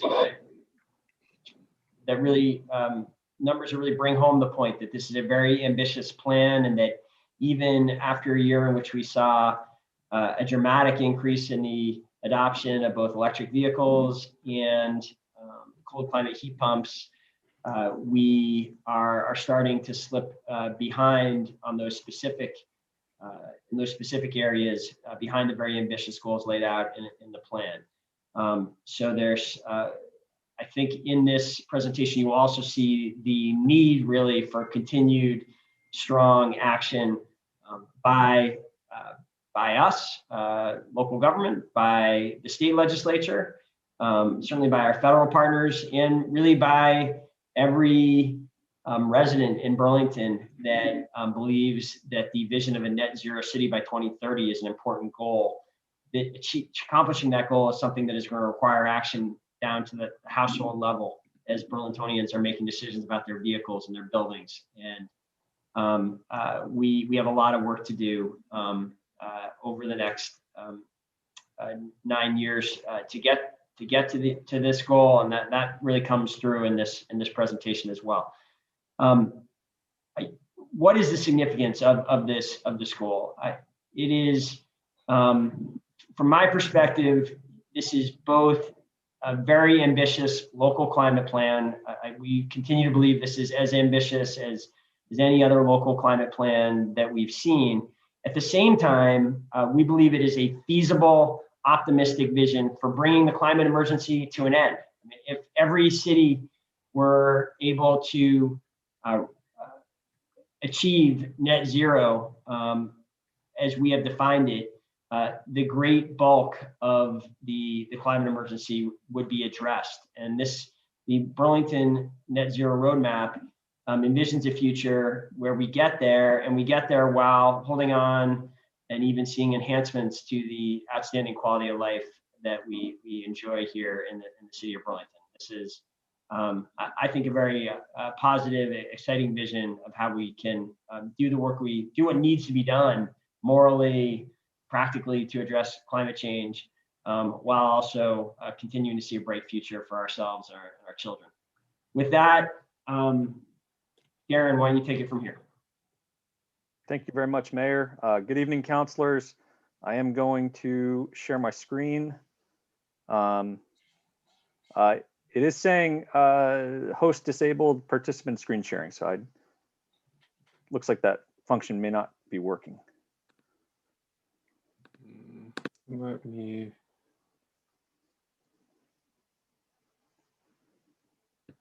see.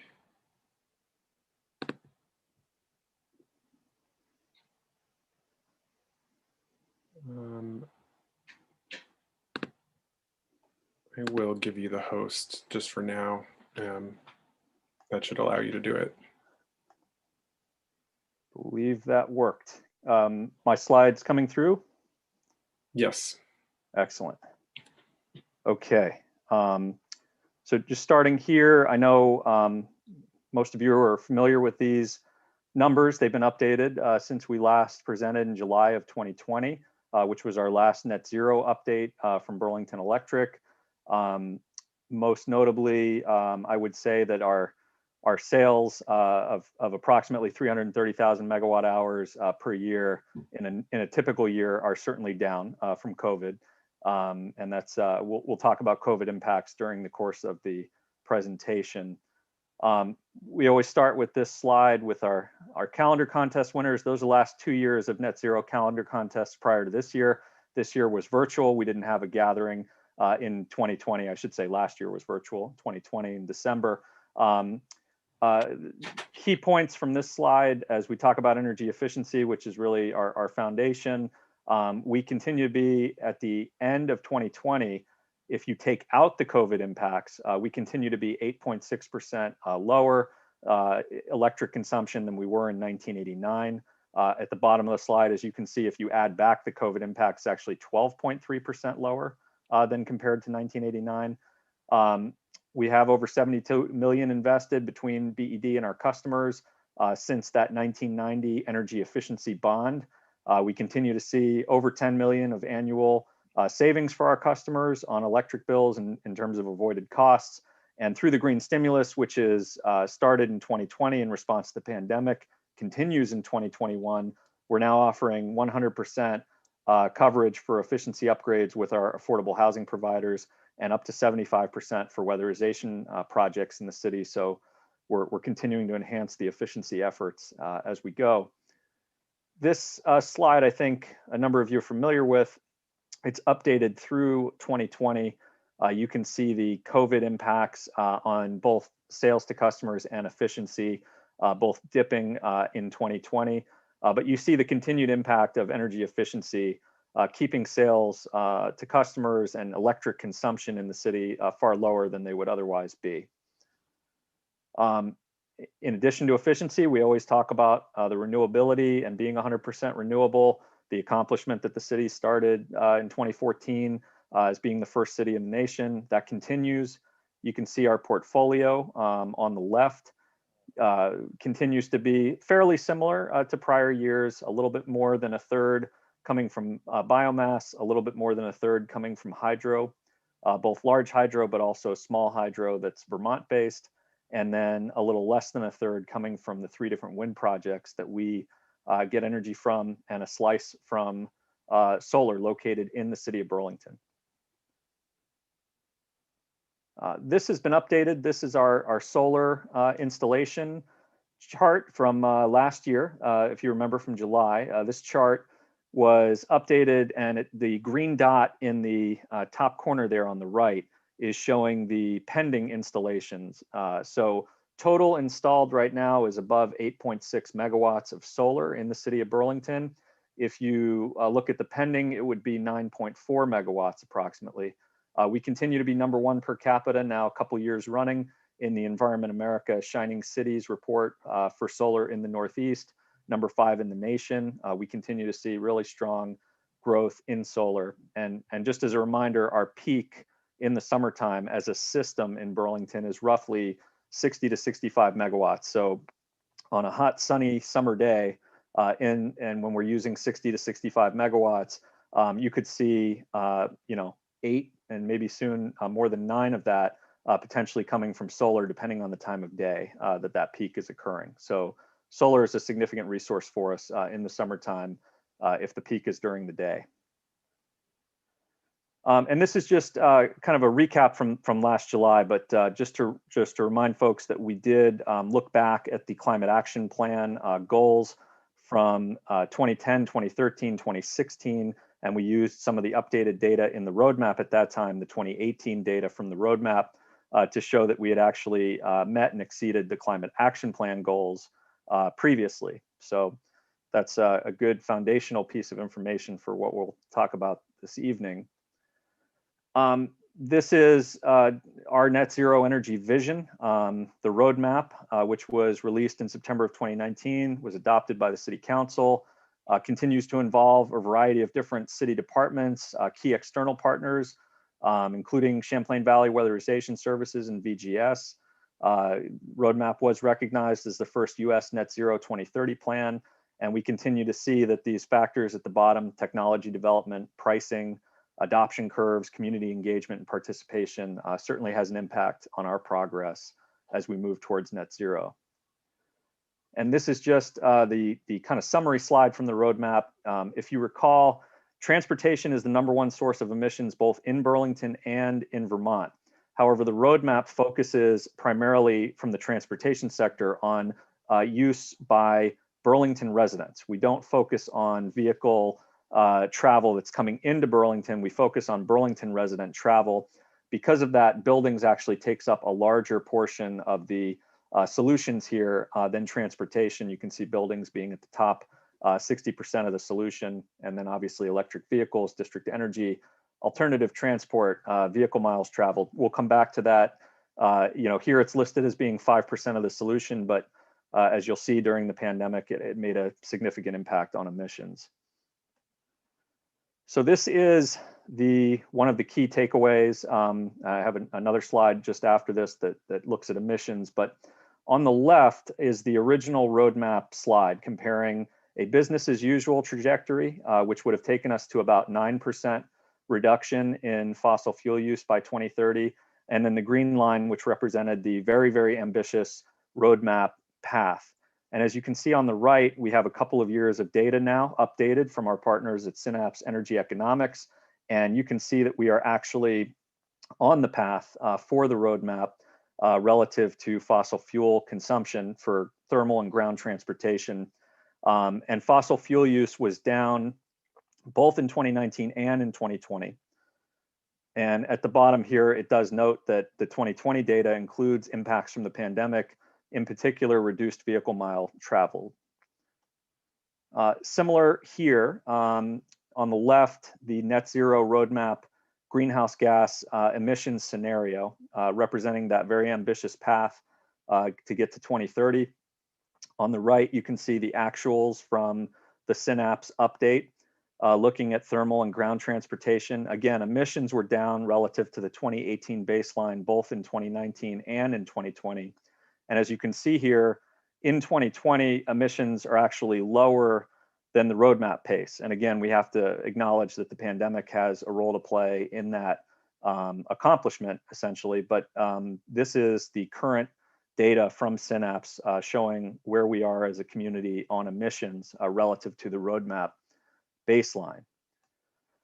So some key thoughts to share relative to that. I think, if we think about, okay, emissions, fossil fuel use were down both in 2019 and 2020. What does that mean? What does that look like? Emissions in 2020 are down more than 15% compared to 2018. So that's a significant reduction in just a couple of years. If you want to break that down further, natural gas use in 2020 was down approximately 10.5% from 2018. That is not weather normalized. We can come back to that. And gasoline and diesel consumption for transportation was down approximately 23.6%. So we were ahead of pace in terms of emissions, 182,000 metric tons compared to the roadmap projection of 190,000 metric tons. Vehicle mile traveled. So Synapse was able to take state of Vermont travel data and apply it to Burlington to create this assumption around how many vehicle miles were traveled during the pandemic and in 2020. We will come back to this in future years because there will be more granular Chittenden County data that will likely be available in future years. For right now, Synapse was able to use state of Vermont travel data and apply it to Burlington. And that's where this estimate of a little over 6,400 miles per vehicle compared to the baseline of 8,000. So that's a significant reduction. That's certainly a part of what's driving the reduction in gasoline and diesel consumption. I would also note we have fewer vehicles registered in Burlington, several hundred fewer now than we did in 2018. So that's also contributing. And we have an increasing number of electric vehicles. So that's also contributing to the emissions reduction. But those factors together are critical. If you think of, just how significant this is, when we get into, in a few slides from now, some of the different technology adoption curves, we'll see that even though we've made a significant amount of progress, we're still not on the pace that the roadmap would have us for things like heat pumps and electric vehicles in terms of the very ambitious adoption curve that the roadmap projects. And I certainly want to emphasize this point. We are subject to an emissions rebound risk as the economy reopens following the pandemic. And I think that we have an opportunity, whether it's with employers in the area providing remote work and telework options, whether it's continued efforts for expanding walking and biking opportunities, fare-free transit, continued transit ridership. Those things can help us mitigate this rebound. And obviously continuing, redoubling, further committing on our efforts to switch to clean technologies such as heat pumps and EVs, that helps us lock in the emissions trajectory in an even more durable manner. This is an updated look at a number of the BED incentive programs. And again, the green stimulus, which is helping to boost a number of these programs, is continuing in 2021. We saw some success with it in 2020. And I would just note that a number of these incentives have a enhanced or bonus incentive for low and moderate income customers. And that's been really important. We've seen increasing adoption using those low and moderate income customer incentives. I have a chart towards the end, which will give you a better sense of that. Some of the newer programs here that you may not have seen last year include the electric leaf blower rebates, the electric induction cooking rebate, and the loan programs, both for residential and commercial, 2 different 0% loan programs that help to finance efficiency upgrades and fuel switching to clean electric, HVAC and appliances. So those are some of them, as well as we have a number of different heat pump rebates now: centrally ducted, air to water, cold climate. We also do geothermal heat pump rebates. So this just gives a sense of the variety of rebates that are available currently. Also really critical, these different innovation projects and partnerships. We've been before the council relative to the McNeil Solar Research Test Center that's coming in partnership with UVM. We're doing some work with CarShare that'll hopefully be, we can talk about even more in the coming months to expand access to EVs in the city. We've already had one great example of that with the Sparky, the Nissan Leaf that's pictured in the upper right-hand corner here, that's parked near downtown and is charged with a charger that BED was able to get donated for that purpose. Continuing with the charging piece, we've rolled out 14 EV match chargers at rental and multifamily buildings around the city to help make charging more accessible in more locations. District energy we've talked about is going to be a critical piece here. And on down the list, I won't read them all, but we have some exciting things coming up, including an electric bucket truck in FY22. We've received a grant to help bring the first electric bucket truck to for our line workers to use in FY22. We'll talk about that during the budget presentations coming up. And then also our partnerships across city government. A variety of departments are obviously involved in this work. And then, here, in addition to all the work we've done with DPW, looking at fleet purchases and equipment replacement using the internal carbon pricing tool, I also just want to emphasize the policy development work that's taking place with a number of departments and with the council and the mayor relative to rental weatherization standards, the charter change, which was approved by voters, and the renewable heating ordinance that's under consideration. Those are all key pieces of moving towards net zero as we go forward. So another exciting piece of news that I want to share is that in 2020, with thanks to the green stimulus and greater participation from the community, BED actually tripled our state target under the Tier 3 program of Vermont's Renewable Energy Standard for strategic electrification and fossil fuel reduction.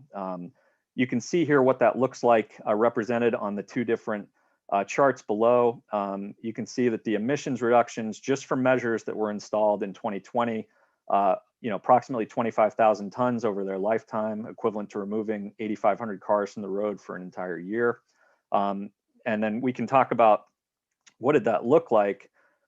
These are some of the different things that are contributing to those results, to tripling our state target in 2020.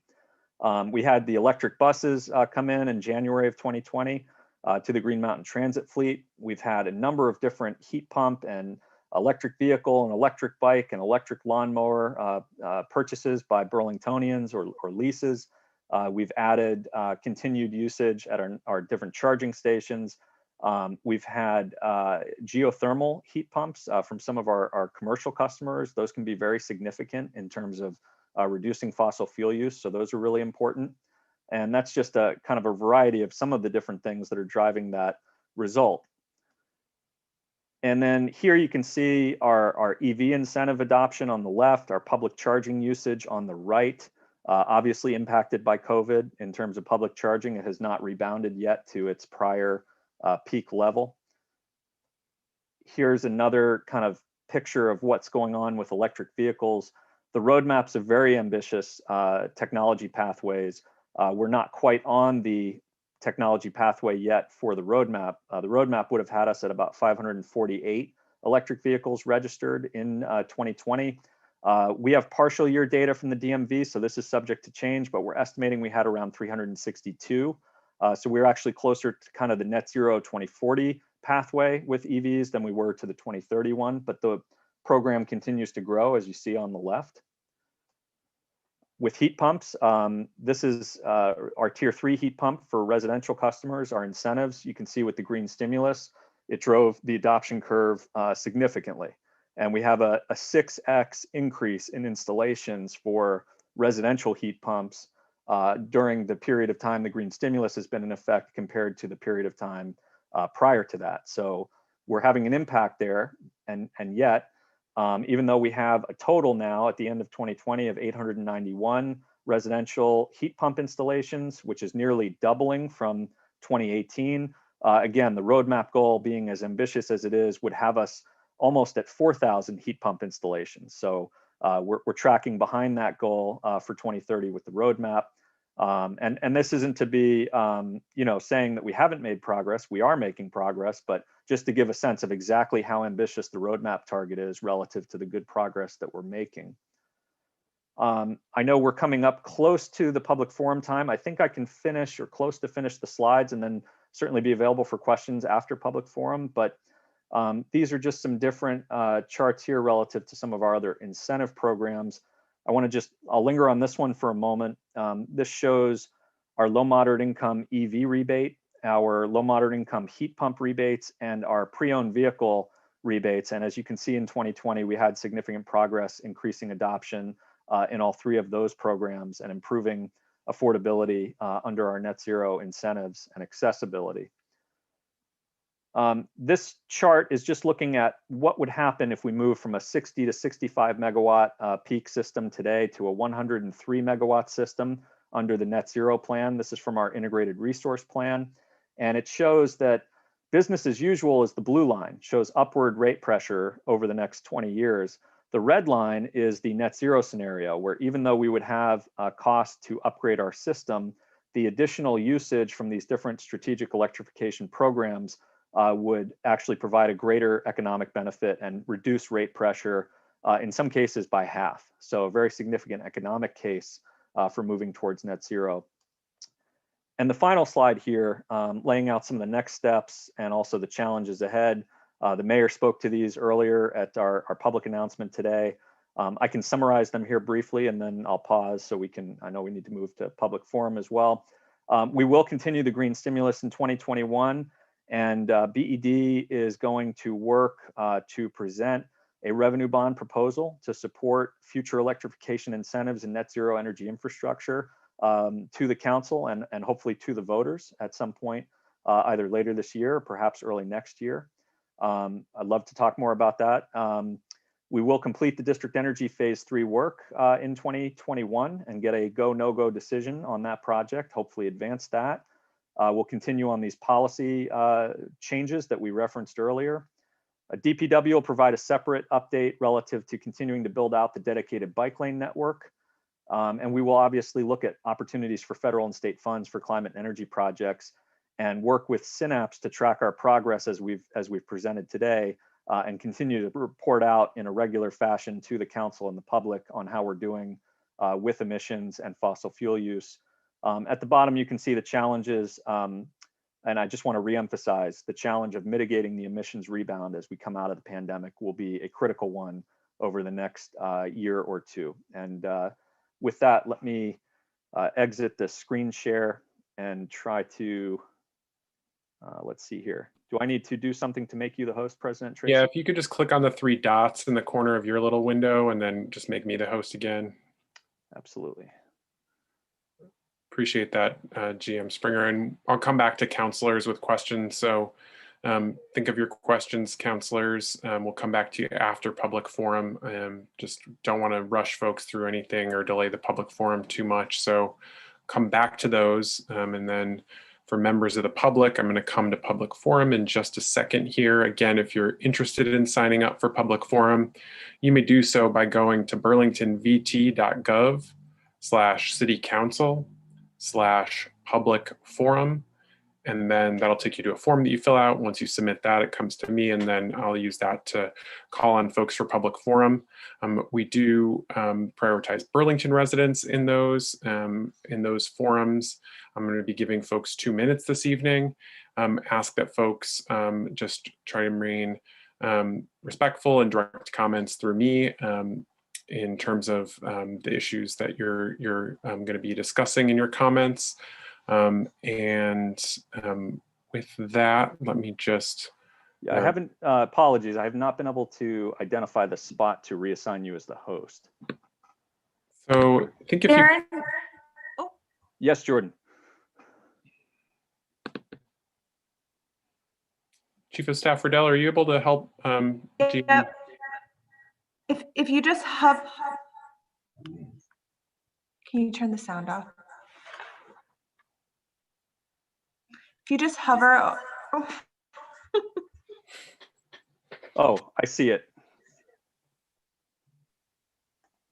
I think that hopefully worked. That works. That works. Perfect. Thank you so much. I appreciate that. We'll come right back to you after this. And counselors, thanks for holding those questions for just a moment. I'm going to come to members of the public. So got some folks signed up for public forum. So I just wanted to, I'll read off the first batch of folks for public forum. So we have Sarah Ciortino to be followed by Christy Delphia, George Love, Tony Reddington, Sophie Aronson, Gregory Epler-Wood, Christine Fleming, Cora Smith, Jess Hyman, Olivia Lannon, Ethan. So I'm gonna go to Sarah first. Let me try and find you. And if we could please have the timer up on the screen.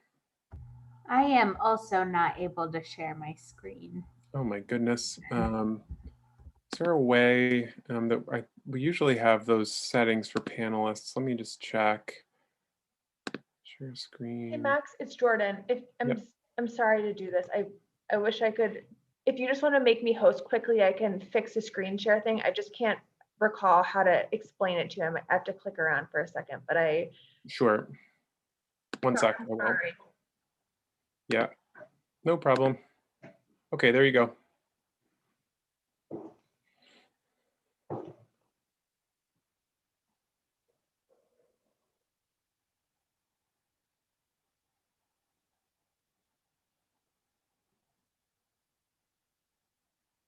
Okay, it should be all set now. Okay, perfect.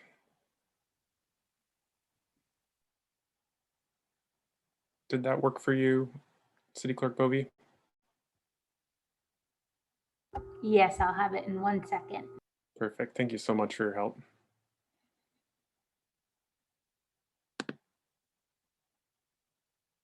All right. So, Sarah, I've enabled your microphone. Oh. 1 second. Okay, there we go. Go right ahead when you're ready, Sarah. Hi, everyone. I'm Sarah. I use she, her pronouns, and I'm a Ward 1 resident. I'm just calling today to voice my support for passing mandatory rental weatherization, but against the proposed implementation timeline of 5 years. With raising rent and costs of living, high gas or electricity bills continue to rise due to escaping heat through leaks, and that is just having these super high utility bills is truly a reality for a really high amount of renters. And I know that as a young person, I live in constant fear of the climate crisis. And I've seen a lot of broken promises and long drawn out commitments. And we really need to weatherize all rental units within 3 years for this initiative to be impactful for renters' well-being and in addressing climate change. I hope that councilors will do the right thing and support a less than 3-year timeline for implementation, because we really don't have time to waste here. And in a few years, we'll be wishing that we did more on climate sooner. So I hope that folks will vote to do the right thing and get this done as soon as possible. Thanks. I yield my time. Thank you. Our next speaker will be Christy Delphia, to be followed by George Love. Christy, I've enabled your microphone. Good evening, you know who I am. I shouldn't have to say my name, so I won't. I am here for the rental weatherization that you all are voting on tonight, and I stand with the rest of the people on this call saying, that the timeline just does not work. Our climate is ever changing, and it's very dangerous for us not to have these buildings weatherized in less than a time frame of 3 years. It's got to be done. The overall conditions of our buildings here for renters in the city of Burlington, everybody knows, is very bad. Adding in not having these weatherized buildings makes it that much harder on tenants to be able to pay their bills and still be able to afford all the other things that they need to have. Weatherizing their buildings is crucial to their living situations and to the climate crisis that we are currently facing. We need to get this done. 3 years is far too long. Less than 3 years would be ideal. Thank you. Thank you, Christy. So I was not able to locate either George Love or Tony Reddington. Councilors, Tony did share comments in writing that I forwarded to all of you, so you have those. I can come back and check for them at another point in the meeting, but at another point in the forum, so I will keep going with folks after that. So I have Sophie Aronson to be followed by Greg Epler-Wood. Sophie, I have located you. Let me see. There we go. And I've enabled your microphone. Hi, my name is Sophie Aronson, and my pronouns are they, she. I'm a resident of Ward 1 and a student at UVM. I'm also here tonight to voice my support for mandatory rental weatherization. As both a young adult who will have to live with the effects of climate change and as a future renter in Burlington, I urge the city to mandate the weatherization of rental units and to do so quickly. I find that the proposed timeline is far too distant. We really can't stretch this out until 2026. I think that the rental weatherization implementation timeline needs to reflect the urgency of the climate crisis. As Sarah and Christy said, this issue is getting worse by the day, and by stretching it out further, I think it's just setting the city up for failure. I think we need to be more proactive because buildings are the second greatest source of CO2 emissions in Burlington. So I think it's imperative that we work quickly to make changes to our infrastructure so that we're reducing air pollution in this manner. And I also support this policy because weatherization will save renters hundreds of dollars each winter and will improve their quality of life and comfort and safety. Thank you. Thank you, Sophie. Our next commenter will be Greg Epler-Wood, to be followed by Christine Fleming. Greg, I've located you and have enabled your microphone. Okay, can you hear me now? Yes, I can. Go ahead, Greg. Okay, very good. Thank you very much. I think the weatherization comments have a good segue into my comments because you're taking up the leaf blowers tonight, and I think this is a very, very good thing. I'm in full support of it. I think it might be a little bit too late, or not too late, but overdue. And I think the city should fairly soon investigate the regulations for lawnmowers as well. Now, I've been mowing my lawn for many, many years. I got into electrics about 15 years ago, lawnmower, DR lawnmower. And I had that, I still have those mowers, but about 3 years ago, I also had a gas mower. And about 3 years ago, I upgraded to another wider, better electric battery mower. And electric mowers, just like the electric powered leaf blowers, have no oil and gas. They don't give off VOCs, CO2, polycyclic aromatic hydrocarbons. There's no maintenance if you have a couple of batteries. They last a long, long time, and they're much quieter. Leaf blowers, they can be up to 110 decibels, but gas mowers, maybe 95. Electric mowers, they're down to 55, 65 dBs. So again, I'm in full support of the leaf blower ordinance, and if that passes successfully, I urge the council to move fairly quickly and begin to discuss electric mowers phasing out of gas. Thank you. Thank you. Our next speaker was Christine Fleming, to be followed by Cora Smith. Christine, I've located you and enabled your microphone. Hello, can everyone hear me? Yes, I can. Go ahead. Great. Hi, my name is Christine, and I'm a resident of Ward 8. Like many people before me, I'm also here to speak in support of weatherization. Besides helping renters by improving insulation and reducing utility bills, weatherization is a critical component of making Burlington more environmentally sustainable. By weatherizing buildings, we can significantly reduce greenhouse gas emissions from this city. And like the many people who have spoken before me, I also think the timeline for weatherization is stretched over too many years. If we take too long to address the climate crisis, it will be too late. We need to weatherize buildings as soon as possible.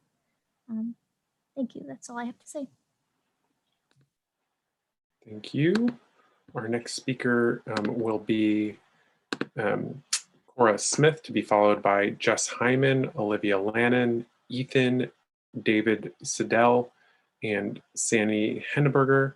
Cora, I believe I've located you. Yep, and enabled your microphone. So go ahead, Cora. Hi, can you hear me? Yes, go ahead. All right, my name is Cora Smith, and I'm a resident of Ward 8. I'm also a UVM student. I'm also here to voice my support to keep the timeline as it is for under 3 years, so that all rental units are weatherized in the next 3 and not the next 5. I'm not sure if any of your houses are weatherized, and I really hope they are, but most of my friends who live downtown are not, and even as early as September, just going to their houses for a couple of hours can be cold. And I'm sure you've seen the pictures, but so many of Burlington's residents you were elected to serve have to cover their windows with like saran wrap and cardboard to create what little insulation they can. This is in Vermont. This is a cold state. I know you all know this. You all live here. And I could go on and on about the benefits to weatherization, but again, I know you all know them, and people who have spoken before me have done a great job in saying what they are. But I just want you to remember that you were all elected to serve the community of Burlington, especially the most vulnerable, and mandatory weatherization is one way you can do this. Please do the right thing. Please protect renters who elected to serve you. Thank you. I yield my time. Thank you. I have our next speaker is Jess Hyman, to be followed by Olivia Lannon. Jess, I've enabled your microphone. Thank you, Council President Tracy. Can you hear me okay? Yes, I can. Go ahead. Okay, thank you. I'm Jess Hyman from the Fair Housing Project, which is part of CVOEO's statewide housing advocacy programs. I'm also a longtime Ward 3 resident. And I'm calling tonight to thank Mayor Weinberger, Cito, and the City Council for the Fair Housing Month proclamation that's going to be read later this evening. And that's what I'd like to speak about, but I would also like to put in a plug about the weatherization. I also agree that it should happen on a faster timeline. It's very important for our city and for the renters of our city. So back to Fair Housing Month. So the proclamation is a recognition of the anniversary of the passage of the Fair Housing Act in 1968, and this put critical protections into law against discrimination and harassment in housing. And it also sought to repair and redress historical patterns of housing segregation. And it's really important to recognize that these inequities still exist. We've got a long way to go before everyone has access to safe, stable, and affordable homes. Discrimination is still a problem all over the country, in Vermont, and even here in Burlington. Just in the recent weeks, I've heard from people who were denied housing because they planned to pay with vouchers, who were treated differently because of in their housing search because of their skin color, and who feared retaliation for complaints about housing quality because of their gender identity. There was a housing shortage before the pandemic, and this crisis has been exacerbated by the pandemic, and which as we all know, has disproportionately affected Black, Indigenous, people of color, and others subjected to housing discrimination. So making real change is going to require a firm commitment to protecting and elevating the rights of those who face discrimination, and also investing in perpetual affordable housing and policy changes to increase inclusive housing and housing choice and to redress historical discrimination. So thank you for this proclamation, and I look forward to the action that follows. And to learn more about all sorts of fantastic activities happening for Fair Housing Month, go to fairhousingmonthvt.org. Thank you. Sorry for going over. All right, thank you for that. Our next speaker will be Olivia Lannon, to be followed by Ethan. So Olivia, I've located you and have enabled your microphone.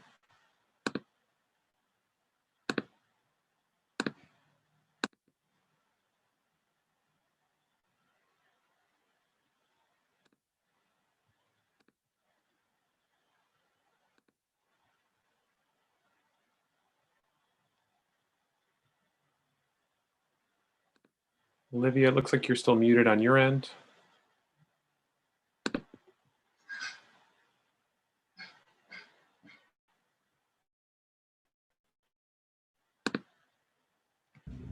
Sorry, hi. My name is Olivia, and I'm a student at UVM and a Ward 1 resident. I believe that the city should mandate the weatherization of rental units, as this would improve the quality of life for renters and help them save money by reducing utility bills. As a soon-to-be renter, I believe that it's imperative that we work on a quicker timeline to do our part as a community to combat the effects of climate change that we face today. Thank you. Okay, thank you for that. Our next speaker is Ethan, to be followed. I'm not locating you, Ethan. I'm not seeing you there. Also, still not seeing either George Love or Tony Reddington, but I do have David Siddell signed up. So David, I'm going to come to you and have enabled your microphone. All right. Hey, everyone. Yeah, my name is David. I use he and they pronouns.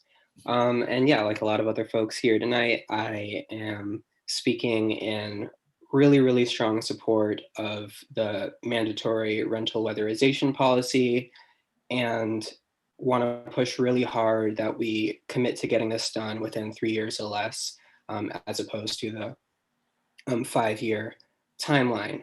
You know, weatherizing our rental units is like, it's really a slam dunk, right? Like, ensuring that, you know, precious and expensive heat is not leaking out of our homes, especially in, you know, winters as frigid as those in Burlington, does really feel like, you know, a necessary and basic step in terms of creating, you know, a modernized and humane society that's really looking out for the most vulnerable of renters here in Burlington, especially when we already have such a housing crisis and so many folks already struggling to pay their housing bills.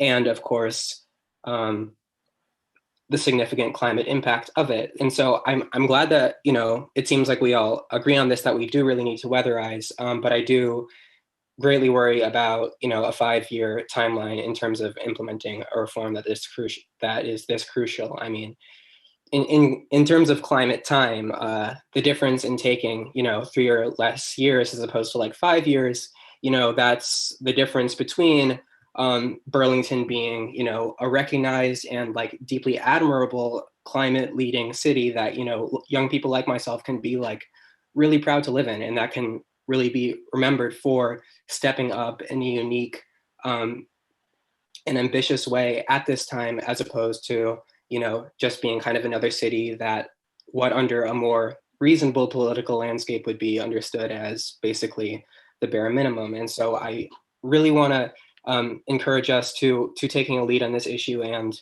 and getting this done as soon as possible, definitely within a 3-year timeline. Yeah, that's pretty much all I had to say. So thanks so much. Yeah. Great, thank you.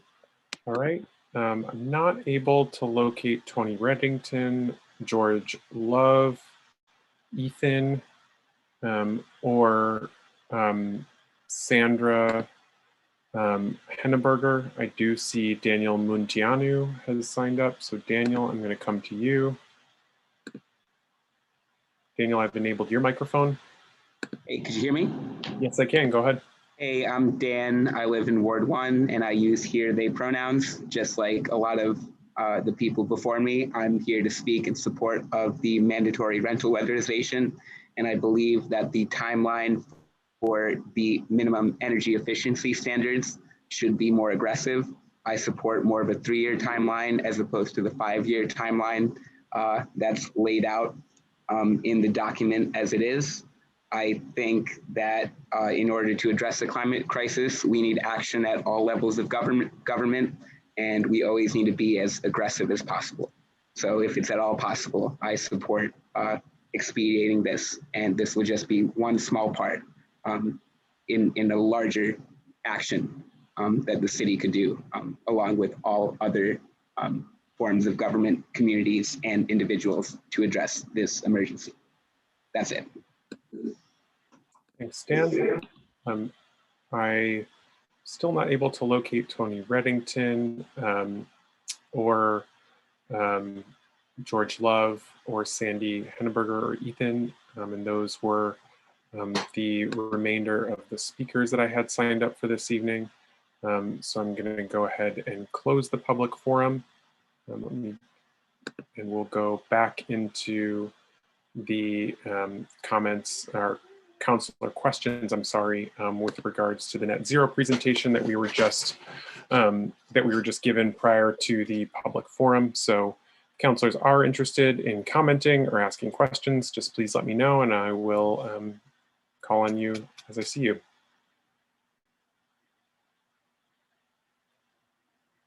Councilor Hanson. Thanks. So thanks a lot, Dr. Springer or GM Springer. And I'll just start with a question and then give some comments. So in terms of the transportation data gathering, you alluded to that a little bit. You said it was based on state numbers. Can you just describe a little bit more how Synapse calculated the transportation numbers? Absolutely. My understanding was that when we did the original roadmap data with Synapse, that they applied a travel model that had been developed with RSG, who, if you may recall, was involved as well. And I think they were able to get Chittenden County data at that time, working with the Chittenden County RPC and looking at some of the data at a slightly more granular level for Chittenden County. Because we were trying to produce this update, obviously so close to the end of 2020, there are certain data sets that we might like access to that aren't yet developed and finalized for the year of 2020. So they were able to get travel data for the state of Vermont, really looking at what the pandemic impacts were in the state of Vermont on travel. And they were able to apply those in Burlington to come up with that vehicle miles traveled estimate of the roughly 6,400 miles compared to the baseline of 8,000. But as I mentioned, Synapse and BED are both interested in future updates to have a little bit of a retrospective on that and make sure that there isn't, once we get the more granular data, there might be some interesting findings if we could look at Chittenden County as opposed to the entire state and apply that. But for the moment, this is the best estimate that is available. And I also would note that the pandemic obviously has impacted 2021 travel as well. So if we do an update for 2021, we'll likely see some continued impact for this current year as well. Great, thanks. Yeah, I have a number of other questions, but I think I can do them offline, and I've already sent some to you in the administration, and already some have been answered, so thank you. I'll just make a comment, which is, this is really exciting. This is a really big deal. I know with climate stuff, it's hard sometimes because it's this big emotional and huge moral dilemma and challenge, but then the solution is often these sort of just wonky numbers and energy statistics and transportation. So I think it's hard for a lot of people to kind of make the connection, at least emotionally, in terms of that. But this is a really big deal. We are moving forward meaningfully, and I think it's a reminder that we can actually do this. Burlington really can be the first city in the country to get off of fossil fuels. And by doing that, our impact just would be so enormous, because so many other communities would see that, would look to that, and not only draw inspiration from that and motivation from Burlington, but also specific models of how we got there and how we did it in an equitable and just manner. Those tools that we use could be used by other communities around the world. So it's an incredible opportunity. We can play a role that's so much bigger than our own community on this global problem. And I'm just really eager and excited to keep working at this, and glad to see that we've started off on the right foot this past year. Thank you, Councillor Hanson. I don't have anyone in the queue, so I apologize. Okay, Councillor Freeman to be followed by Councillor Pine. Thank you, President Tracy. Thank you for the presentation and for this update. It's good to be, sorry, I'm trying to figure out where my mic is. It's good to be talking about this again. I think that, whereas I agree with Councillor Hanson's points about, I think in one sense, this is an incredible amount of work. I think you and the department have done a lot of work. The administration has done a lot of work, and that's phenomenal. And I think we are in a significantly better place than many other places. I think for me, I do still have reservations about, and I've said this from the beginning, that I struggle with the net zero framework, because I think that it creates an idea that that's sort of that once we get to the net zero as mapped out by this roadmap,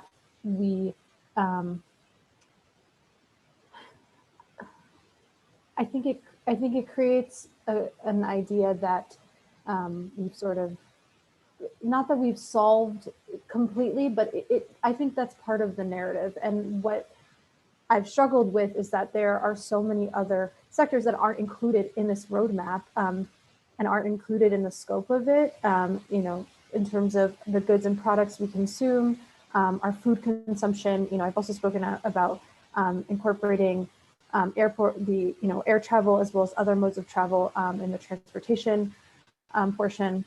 So I do think that, again, I think we are doing an immense amount of work, and I appreciate it greatly. I do think that we need to continue to have a conversation about the scope of the work we're doing, and what having zero emissions looks like sort of more broadly, what our ecological impact looks like more broadly, and what our resource use look like. I mean, you can talk about housing and how that intersects with resource depletion. I hope at some point we can move to a more more in-depth conversation about sort of ecological impact. But yeah, I appreciate the update, and I will.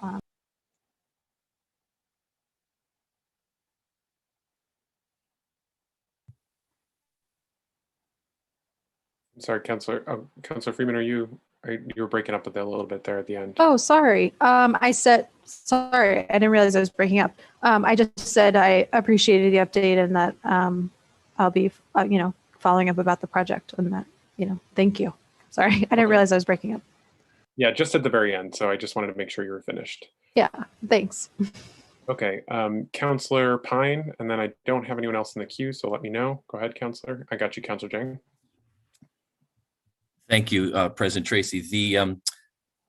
Darren, my focus is, and this is great work. I think we are hopefully all really positive and really proud about what we're doing in Burlington, because I think we do set examples for other communities. Even though we're little, we are like that little engine that could. So I appreciate that. I want to make sure that, and front and center are two things that I feel perhaps deserve a little more focus and attention. And one is really robust focus on workforce development and ensuring that the jobs that are needed to be filled, we find a way to get young people and Burlingtonians trained and ready to take those jobs. Because I've heard of construction sites around the state that are they're so strained for finding local labor that they literally refer to workers by what state they're from. Like Pennsylvania, you'll do the roof flashing today. And Alaska, you're going to do the insulation on this building today. Like it's literally that bad that we have so few workers in these trades. So one is workforce development. The other is to get pretty focused on a creative way to finance improvements, because I don't think people generally are going to go and just take a home equity loan to do the work we need them to do. We've got to find a more creative mechanism. And that's why I'm going to keep hammering away on the tariffed on bill approach as the mechanism, because it has proven to be the lowest barrier to getting access to capital for both homeowners and renters. And it has just huge potential. I know you've done some great work around the commercial customers. I think there's way more we can do around our rental properties and our single family properties with the on-bill, tariffed on bill, which is really a different thing. So I just want to put in that plug. Thanks. Oh, thank you, Councilor Pine. I actually have been a part of a few meetings recently over the last couple of weeks with different folks who are looking at some of the weatherization funding and the energy efficiency funding that may be developing in the legislature, and whether there's an opportunity in Burlington to have a focus on that, and whether this type of financing arrangement could be something that we could ultimately unlock. There's some kind of complex considerations that I know around how do you treat disconnections and how do you create kind of a loan loss reserve. But every piece of information that I've seen shows a very low default rate for these types of loans. They're very generally considered very safe, and there's good experience elsewhere in the country. So we are actively exploring whether there's something we can do there. And I know it's of interest. I know you've brought it up before, and we want to pursue it as well. So we'll be reporting back in the future around that. Also, Councilor Pine. If you would just touch on the workforce a little bit more, that would be helpful if you could. Yeah, absolutely.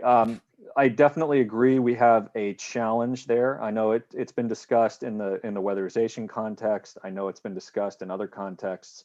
I think, for a couple things that come to mind. One is at Burlington Electric, we are very, very interested in promoting opportunities within our own workforce for folks in the community. We've had great partnerships, in particular with Vermont Works for Women, looking at expanding opportunities within Burlington Electric.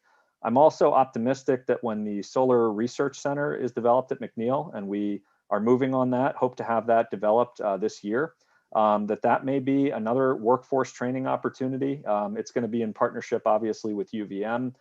Is there something we can do with high school students, for example, to get some hands-on experience with energy, or with technical schools, with Vermont Tech, or maybe the Burlington Technical Center? There may be a lot of opportunities in looking at that particular site and maybe creating a workforce opportunity there. There's a much bigger issue, obviously, as you reference, in the state, but we should be playing through the net zero efforts, hopefully a positive role in creating these opportunities, mentoring opportunities, job shadowing opportunities, internships, and ultimately career positions as well. Okay, thank you, Councilor Pine. Councilor Jang. Thank you, President Tracy. Thank you also, Darren, for being here and for this presentation.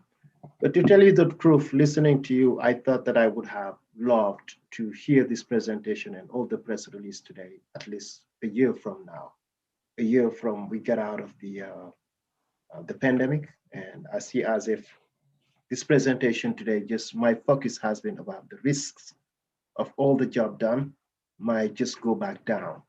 Because basically, let's not take 2020 and 2021 into action around what we're trying to measure here. That's one element from this presentation. The second element is about when you're digging a hole, one person is digging a hole and there are two other people who are filling the same hole. I'm not sure if there is progress that we need to highlight right here.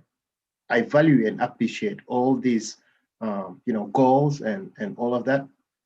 But at the same time, you use the word SNAPS, which is probably an organization working to track, to gather data about how Burlington is doing, and was just wondering if at the state level, they also have a roadmap. And if yes, how can we gain an understanding around what is going on around the state in terms of these technologies? And yes, for the first question. Absolutely. Thank you, Councillor Jang. I think I agree very much that we don't want 2020's emissions to be overly celebrated and not looked at through the lens of, yes, we had pandemic impacts there. And I think that's a key part of our message today is we are pleased, obviously, that we're on the path to net zero, but we know that there is not automatic progress from here. We know we have a lot more work to do to continue down this path. And we want to help people be able to take steps that can continue down this path. So I think if we go back as a community, as a state, as a country, if we go back exactly to the way we were, where we don't take advantage of some of this new technology, such as we're on this evening, to limit some of the vehicle miles traveled, maybe there are times when we don't have to physically be somewhere and we can use remote technology to reduce vehicle miles traveled. If we just go back exactly to the way we were, we will likely see some type of a rebound in emissions, as you suggest. And that's something that we want to be very clear with the community about. We'll keep our efforts going on the incentives and the different opportunities to help people switch to clean technologies, and that will help. But there is a risk with the pandemic. And I think one of the reasons we work with Synapse is we'll update this data frequently, annually, so that we can see how we're doing over a period of years. This is just the first of what will be a number of updates that we'll be presenting to you as we go kind of along this path. In terms of the state, so prior to coming to Burlington Electric, I worked quite intensively on state energy policy, and the state has a comprehensive energy plan, which it has a goal similar to our net zero goal, a very ambitious goal for the state, which is to go to 90% renewable across electric, thermal, and transportation. They're looking at a 2050 timeframe as opposed to 2030 in Burlington. So our plan is more ambitious than the state plan, but the state plan is relatively ambitious compared to other states around the nation. I know they're looking at updating it as well.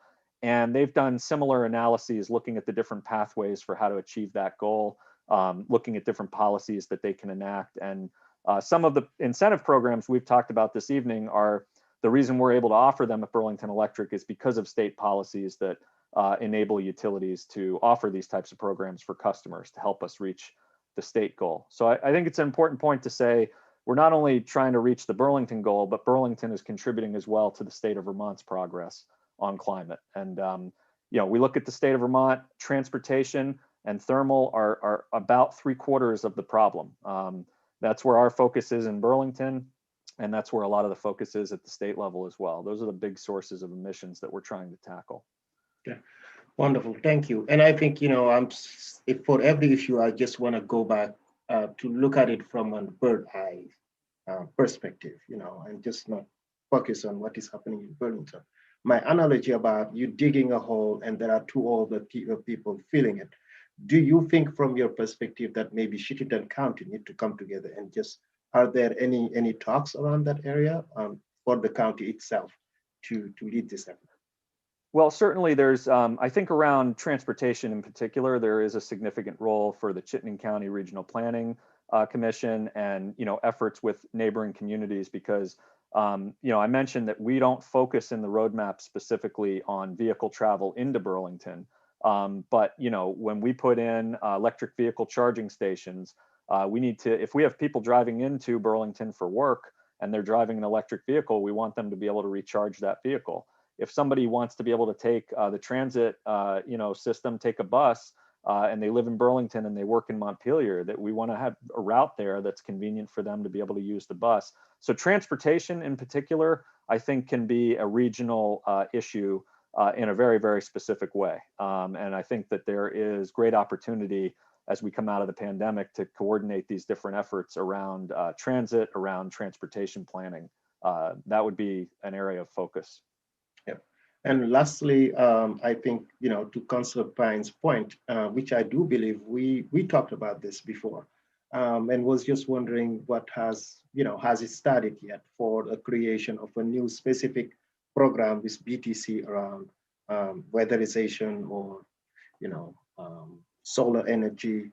And that's one. And the second element and last one is basically what is currently happening around the city in making it easier for constituency in accessing solar panels and installation in their homes. And thank you. Absolutely. Yeah, we did talk about this.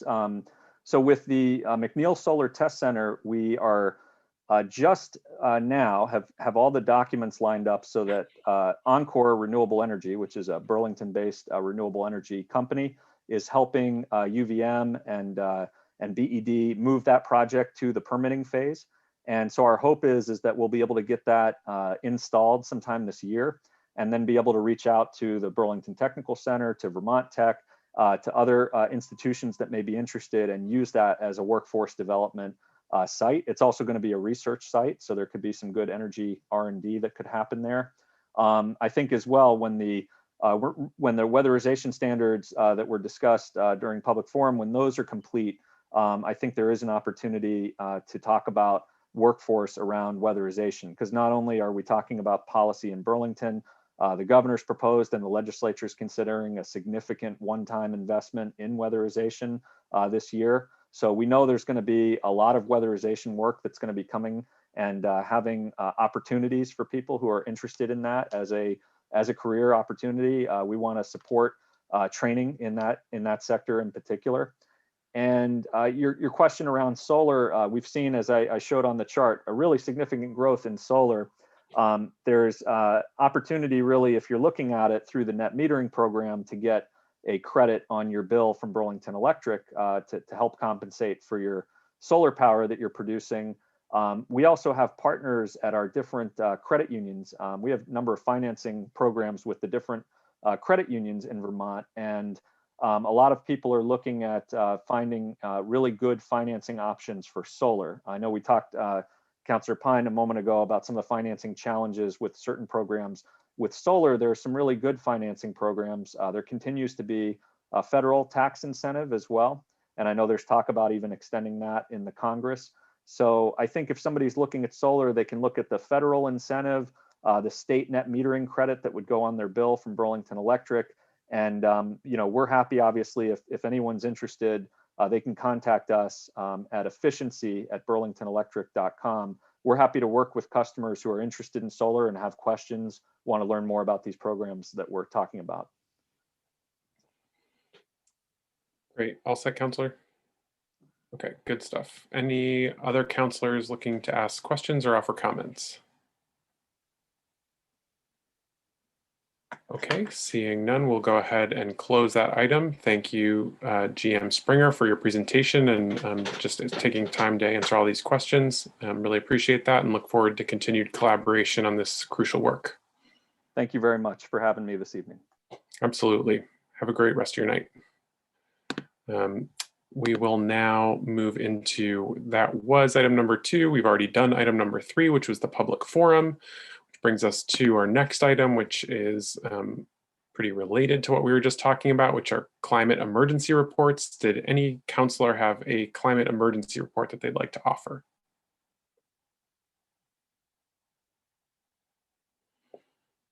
Okay, seeing none, I will go ahead and close that item, which brings us to item number 5, which is our consent agenda.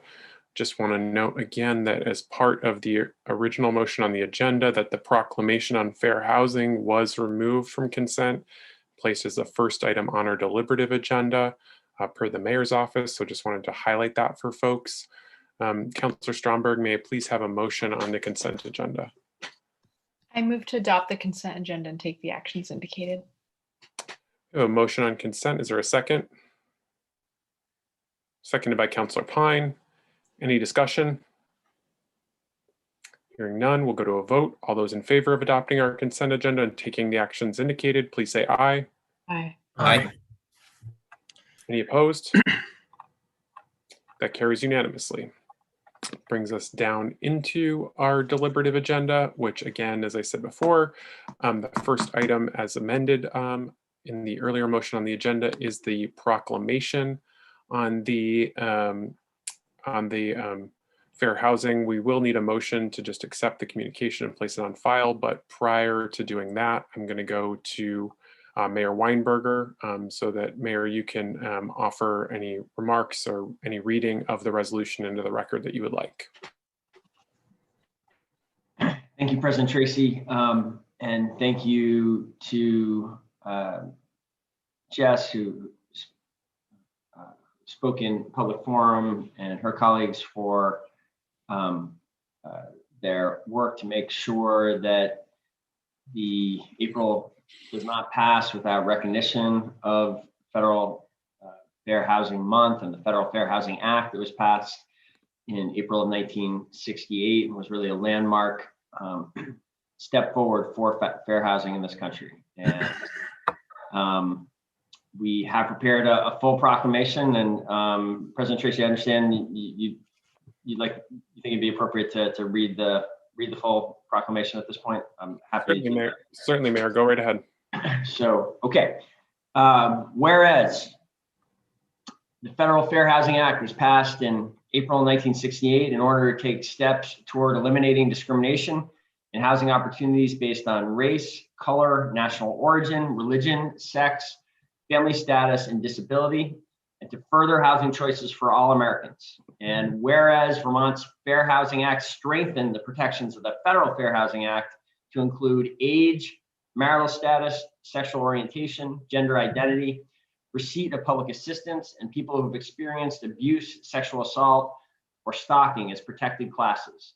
And whereas the month of April is now celebrated as Fair Housing Month, both nationally and locally, and whereas the ongoing struggle for dignity and opportunity for all in housing is not the exclusive province of the federal or state governments, and vigorous local efforts to combat discrimination and expand housing opportunities can be extremely effective. And whereas Burlingtonians need safe, decent, affordable, and inclusive housing and illegal barriers to equal opportunity in housing, no matter how subtle, diminish the rights of all.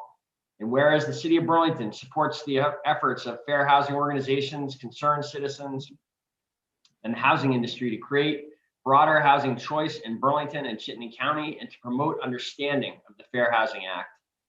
And whereas inclusive, welcoming, and affordable communities promote diversity and a climate conducive to equitable and vibrant development. And whereas Burlington submitted to the U.S. Department of Housing and Urban Development an assessment of fair housing, which was subsequently approved by the department in December of 2017. And whereas Burlington continues to work to expand housing opportunities and the availability and affordability of housing in Burlington through policy reform, including the development over the last 2 years of new policies to implement energy efficiency standards in rental housing, eliminate requirements around parking standards in order to reduce a major driver of the cost of housing and align the city's land use policies with its climate goals, and restore and increase the dedicated funding for the city's housing trust fund, among others.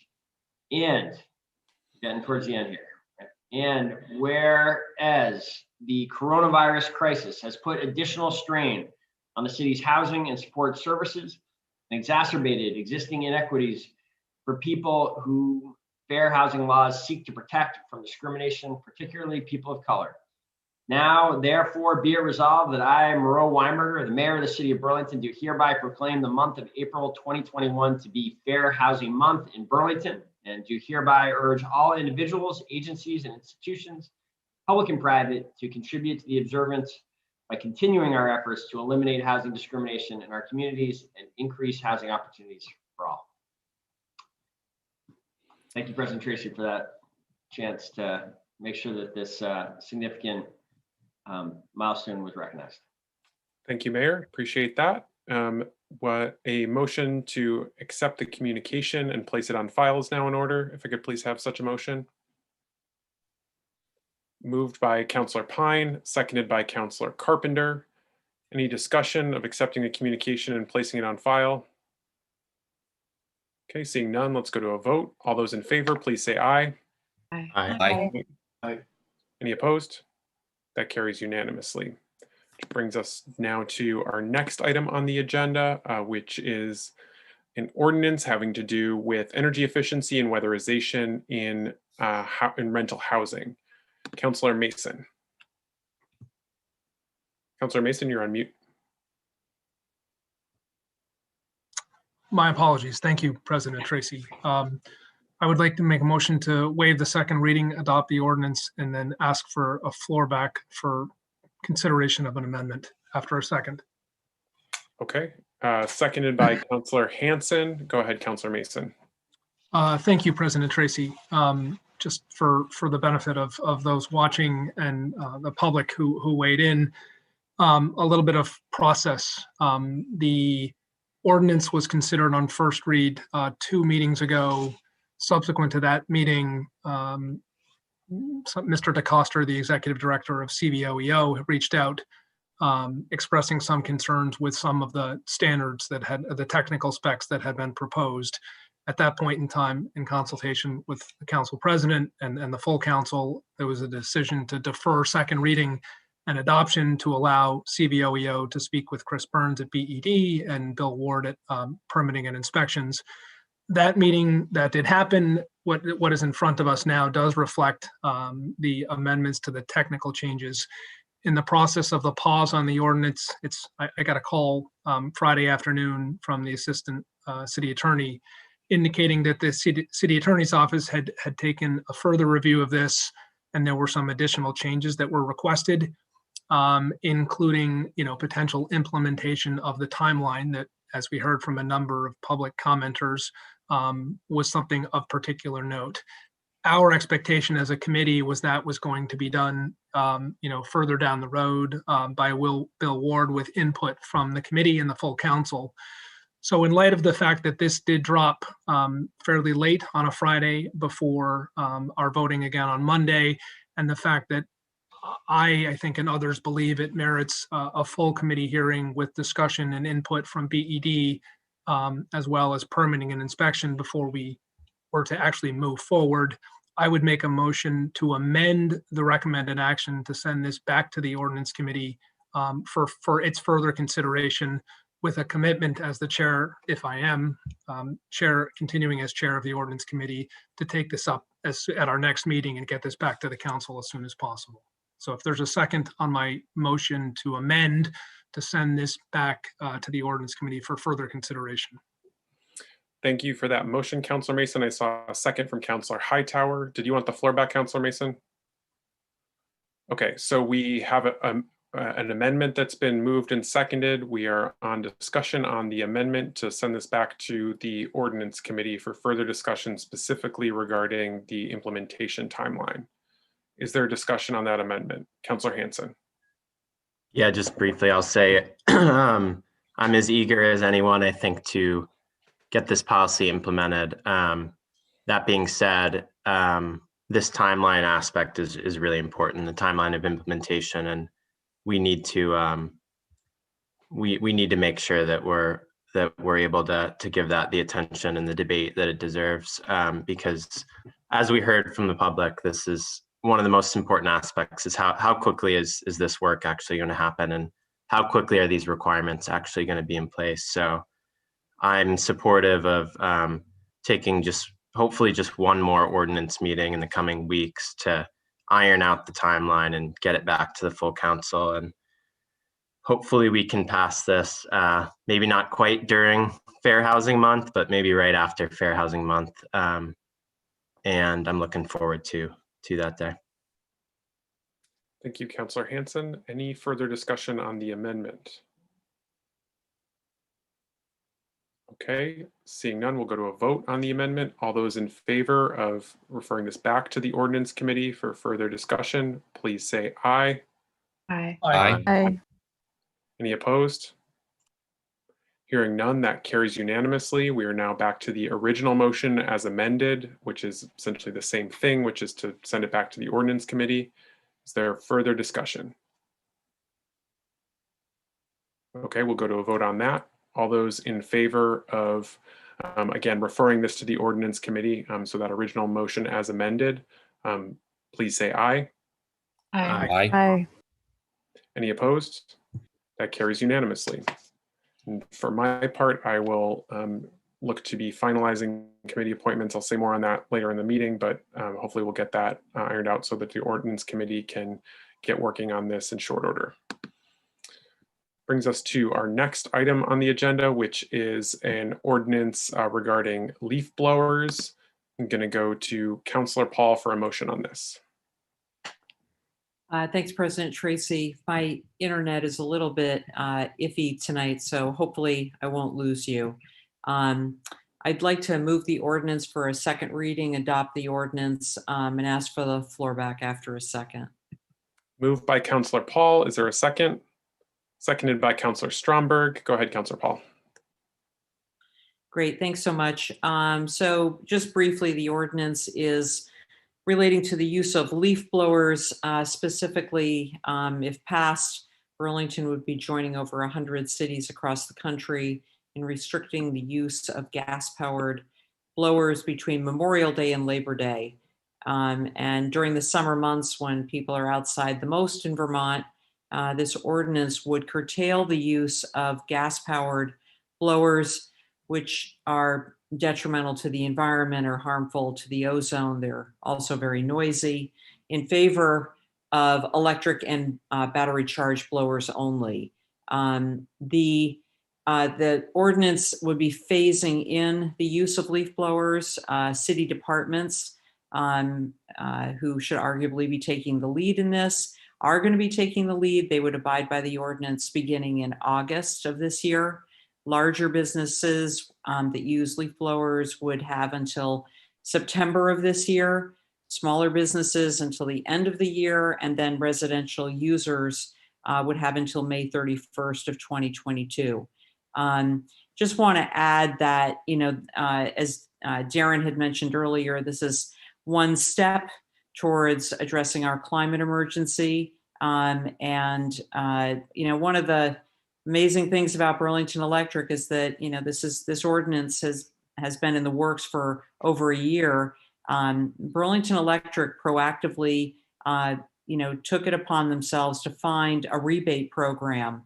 If you're a resident and you're looking to buy an electric or battery leaf blower, you're probably going to spend between $50 and $70. Burlington Electric has rebates for $40 for residents and a couple $100 for $200 for commercial. So we're doing our best to make this affordable as well. Just wanted to thank the ordinance committee. Thanks so much to Councillor Hanson and Councillor Hightower, who vigilantly followed this ordinance through the process, and to Councillor Mason, who chaired the committee, and for seeing that all perspectives were heard. Hope that this can pass unanimously. Thank you, Councillor Paul. Any other councillors wishing to comment on this item? Councillor Jang. You're on mute, Councillor. Thank you, President Tracy, and Councillor Paul, the Ordinance Committee. Thank you.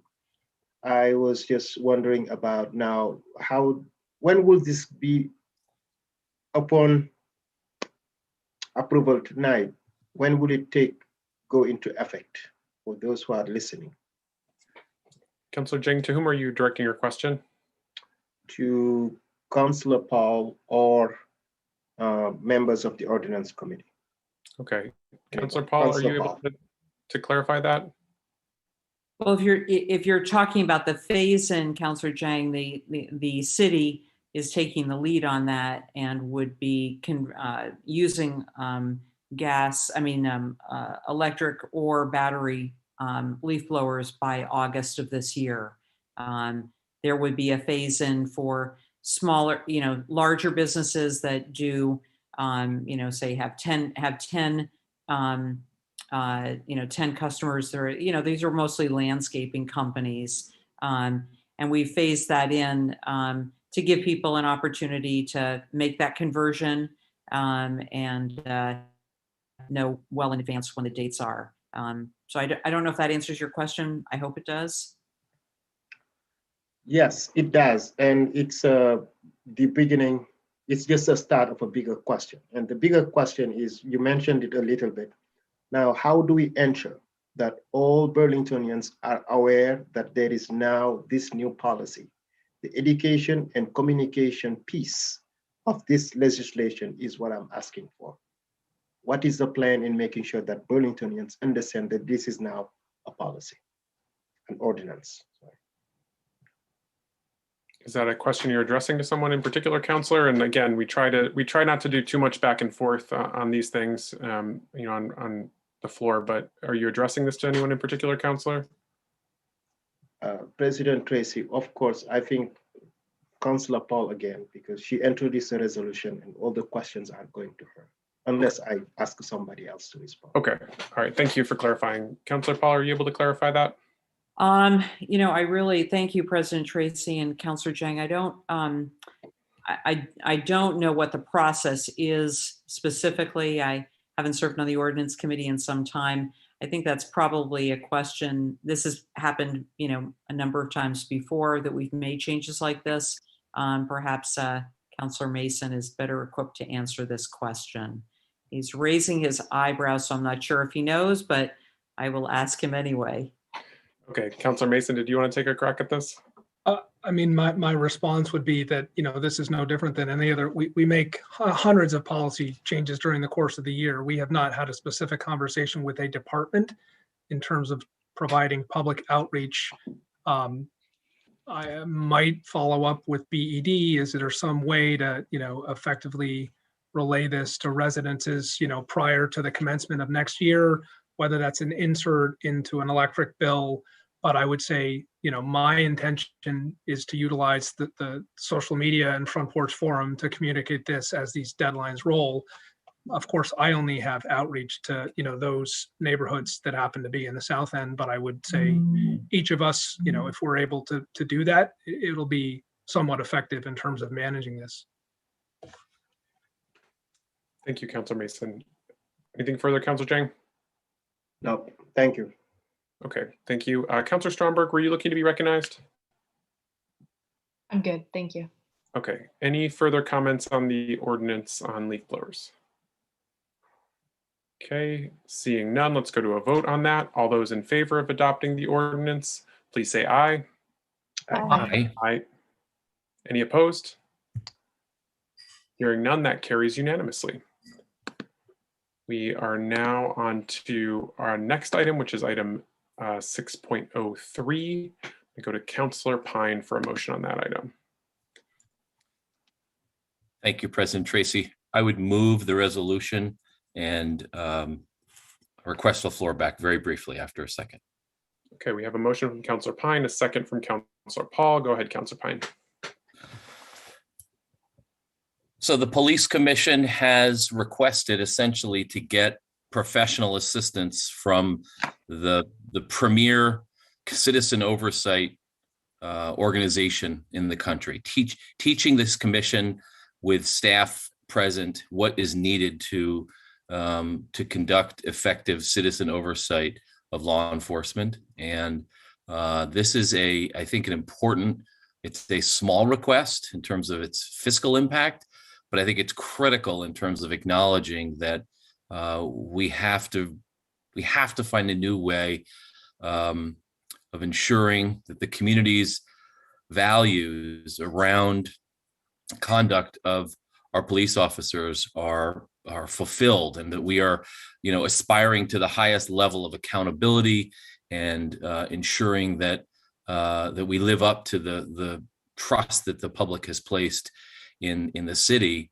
to protect and to preserve, and that to protect and serve, I'm sorry, and that the oversight function is one that the commission has never really been given proper training in how to carry out that role.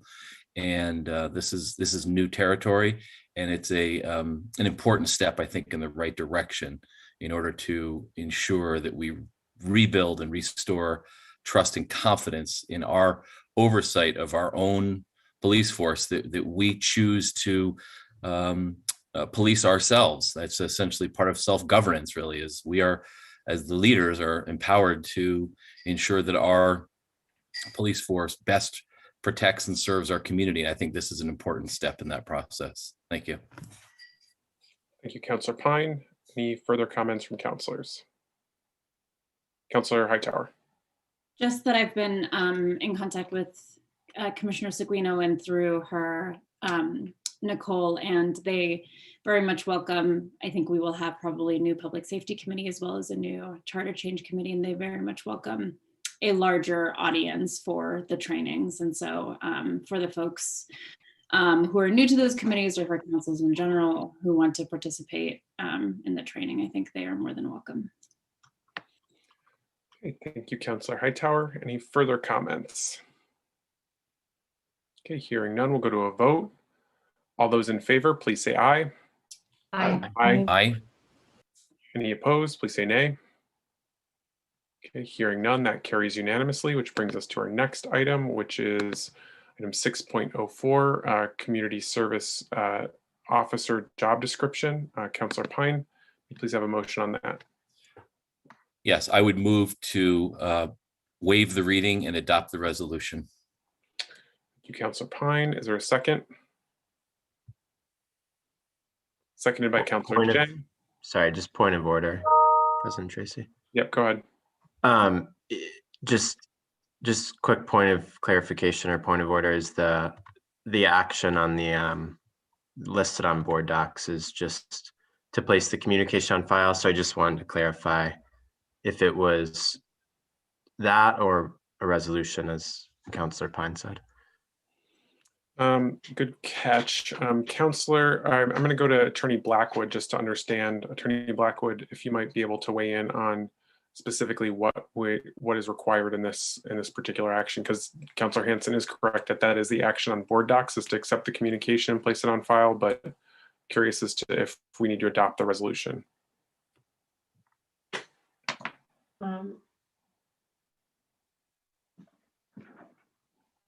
Turned it.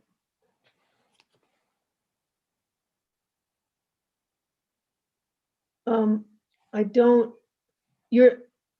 apologies, but it says waive the reading, accept the communication. You're talking about the,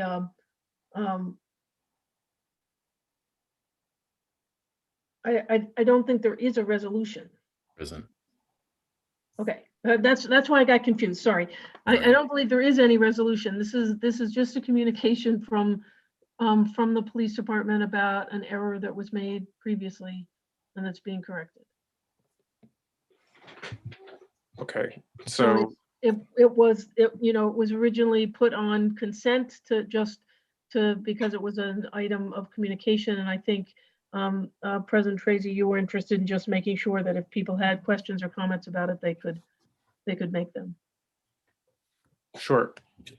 Councillor Pine, go ahead. I would revise, if I could, the motion, which is to accept the communication and place on file. Okay, so we have a revised action to accept the communication and place it on file. Is there a second to that?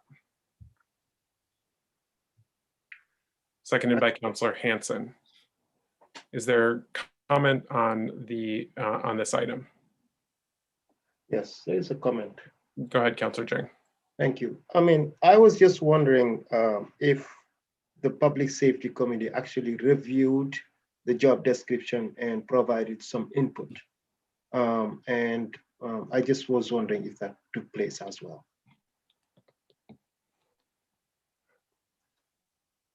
The Public Safety Chair, Councillor Freeman, are you able to?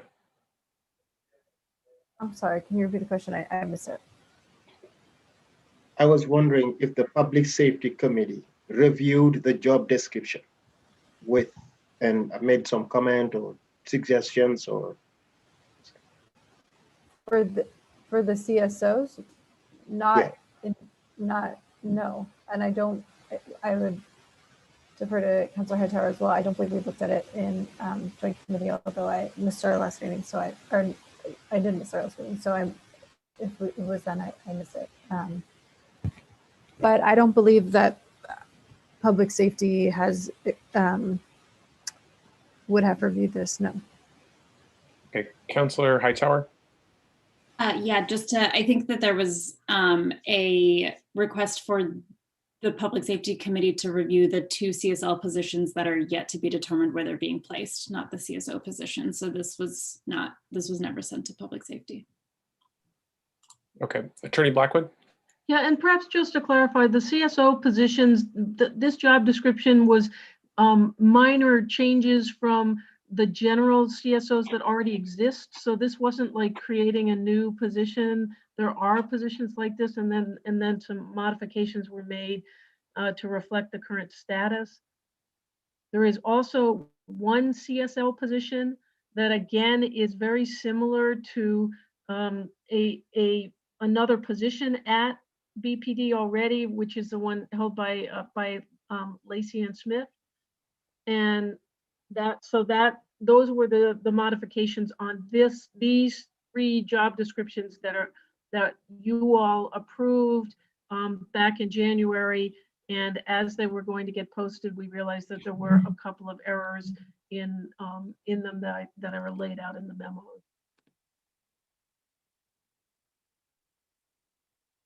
Okay, thank you.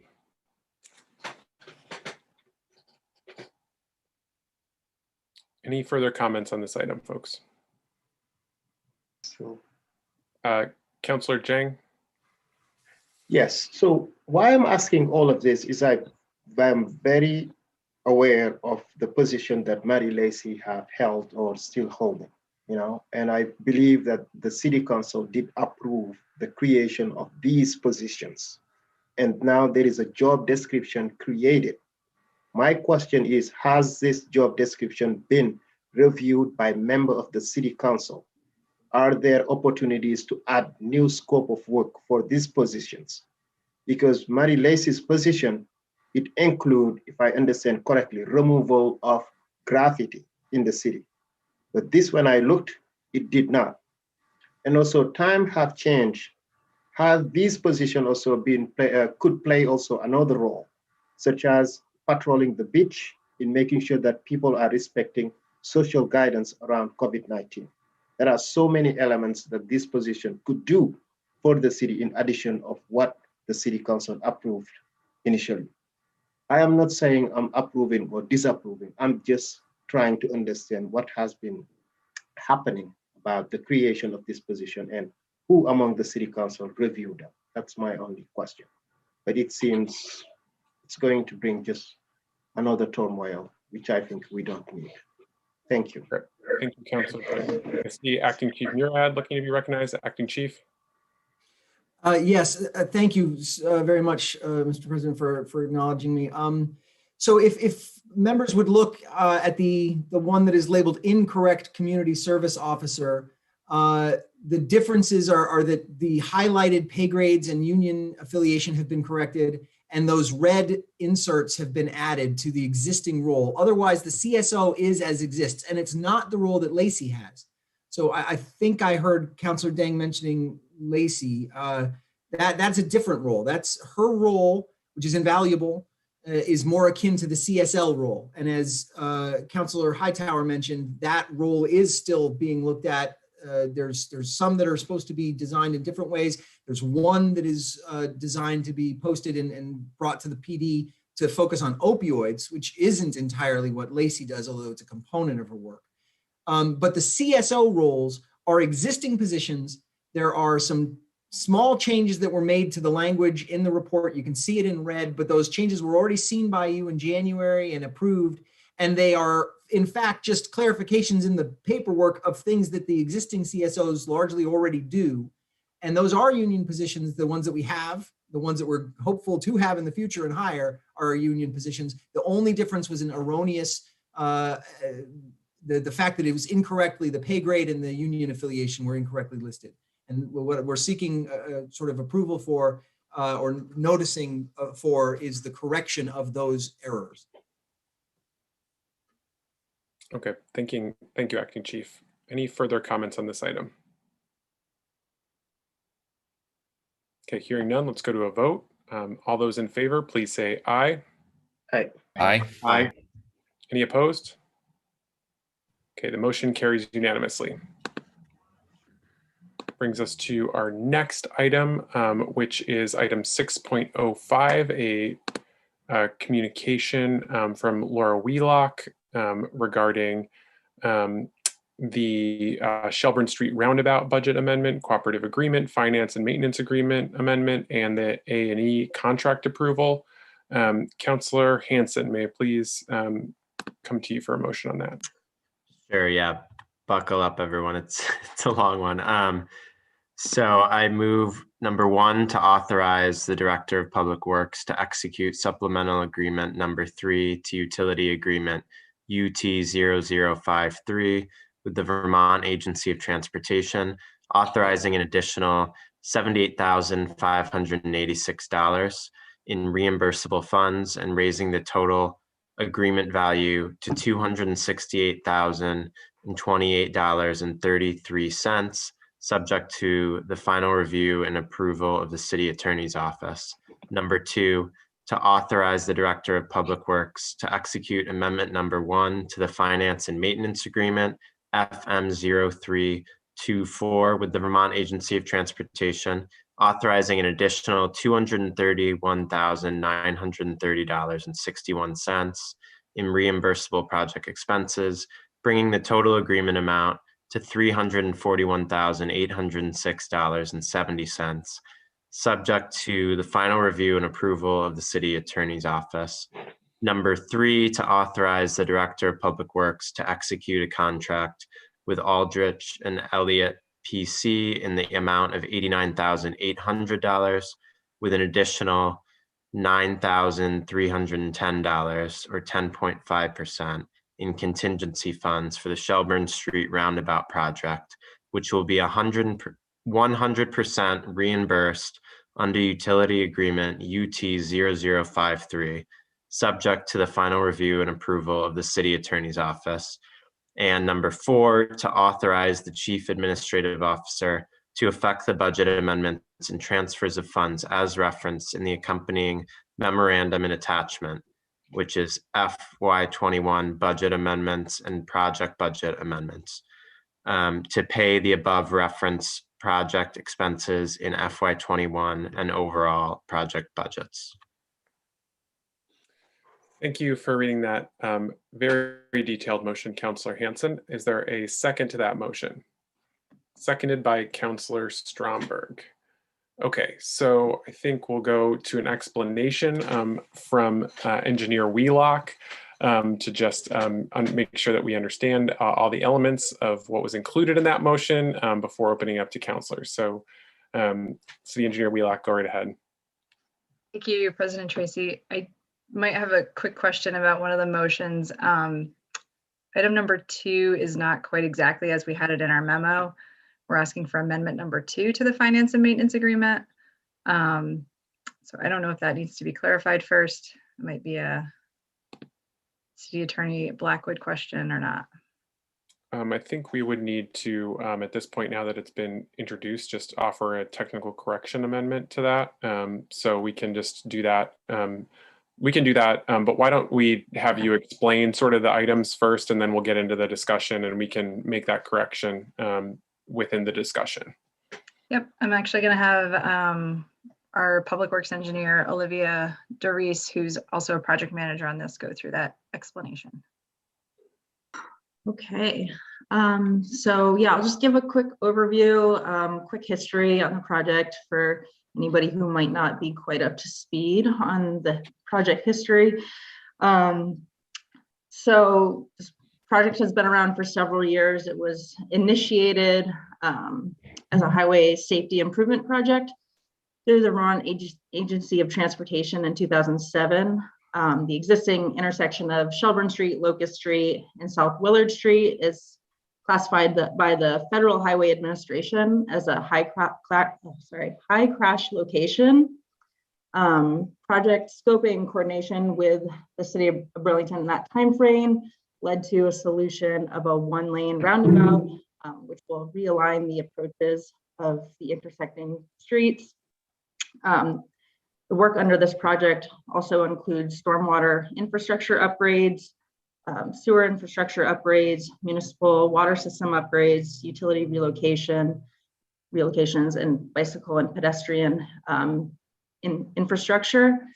The project has been designed and managed by VTrans, and with some help from the city of Burlington from DPW, and 100% of the participating project costs, including the time that DPW commits to providing municipal project management, is being reimbursed through the Federal Highway Administration.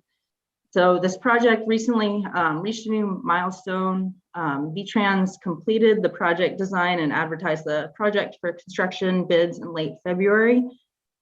Bids were opened on April 2nd, and VTrans is currently analyzing the low bid and anticipating award in the near future.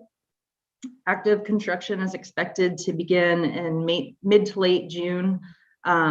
Public outreach efforts have already begun and are ongoing. VTrans and the city brought a public information consultant, WSP, on board in early 2020. So WSP has been doing a lot of work.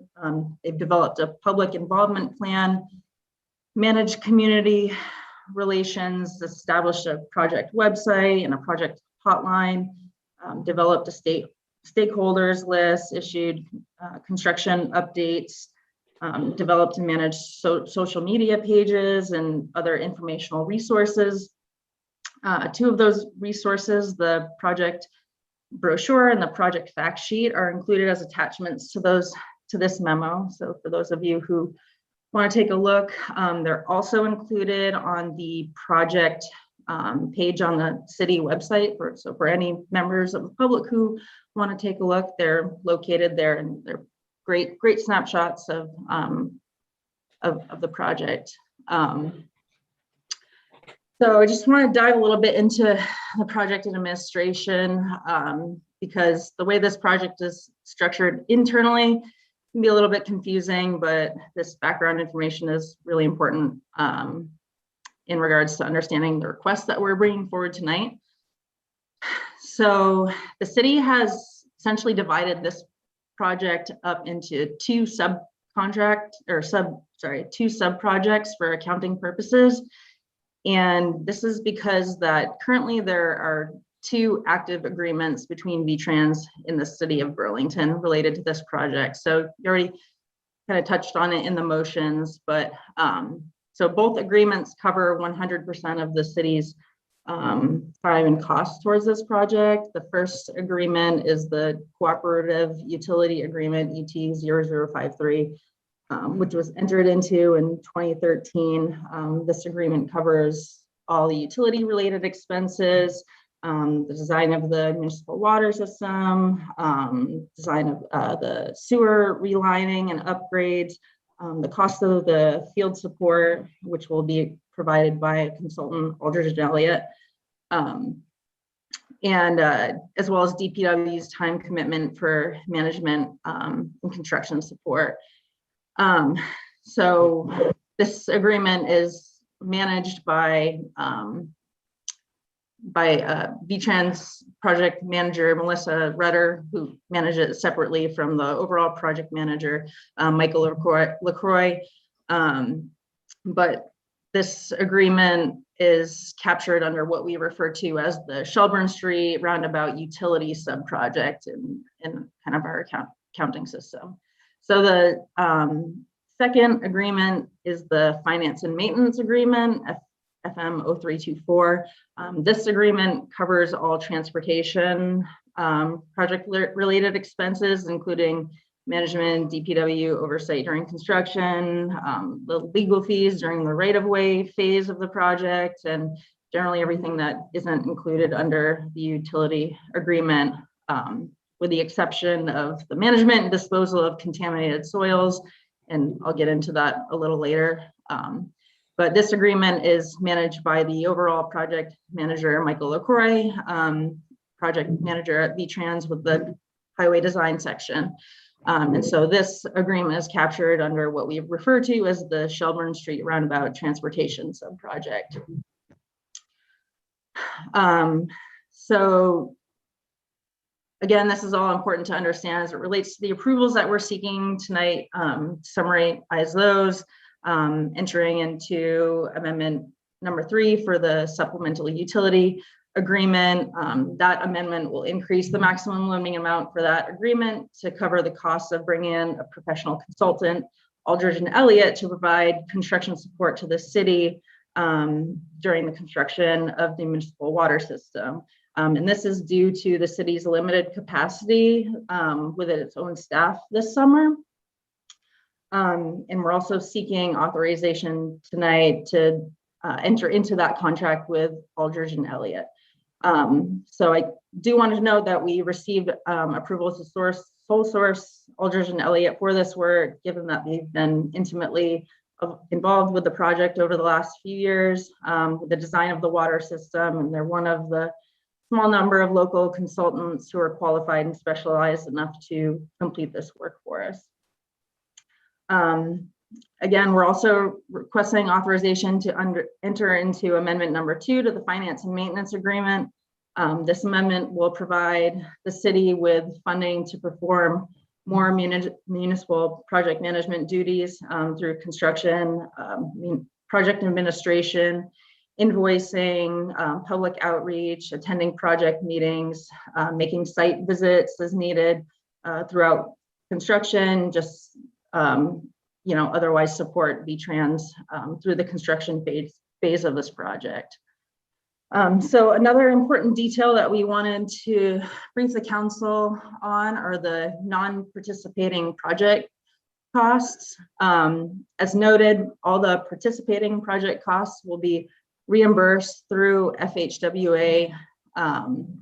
However, non-participating project costs include the contaminated soils management and disposal costs, making the city responsible for 100% of those costs. So this is a typical arrangement on federally funded projects. The state and FHWA definitely do not take responsibility for any of the costs of hazardous material cleanup.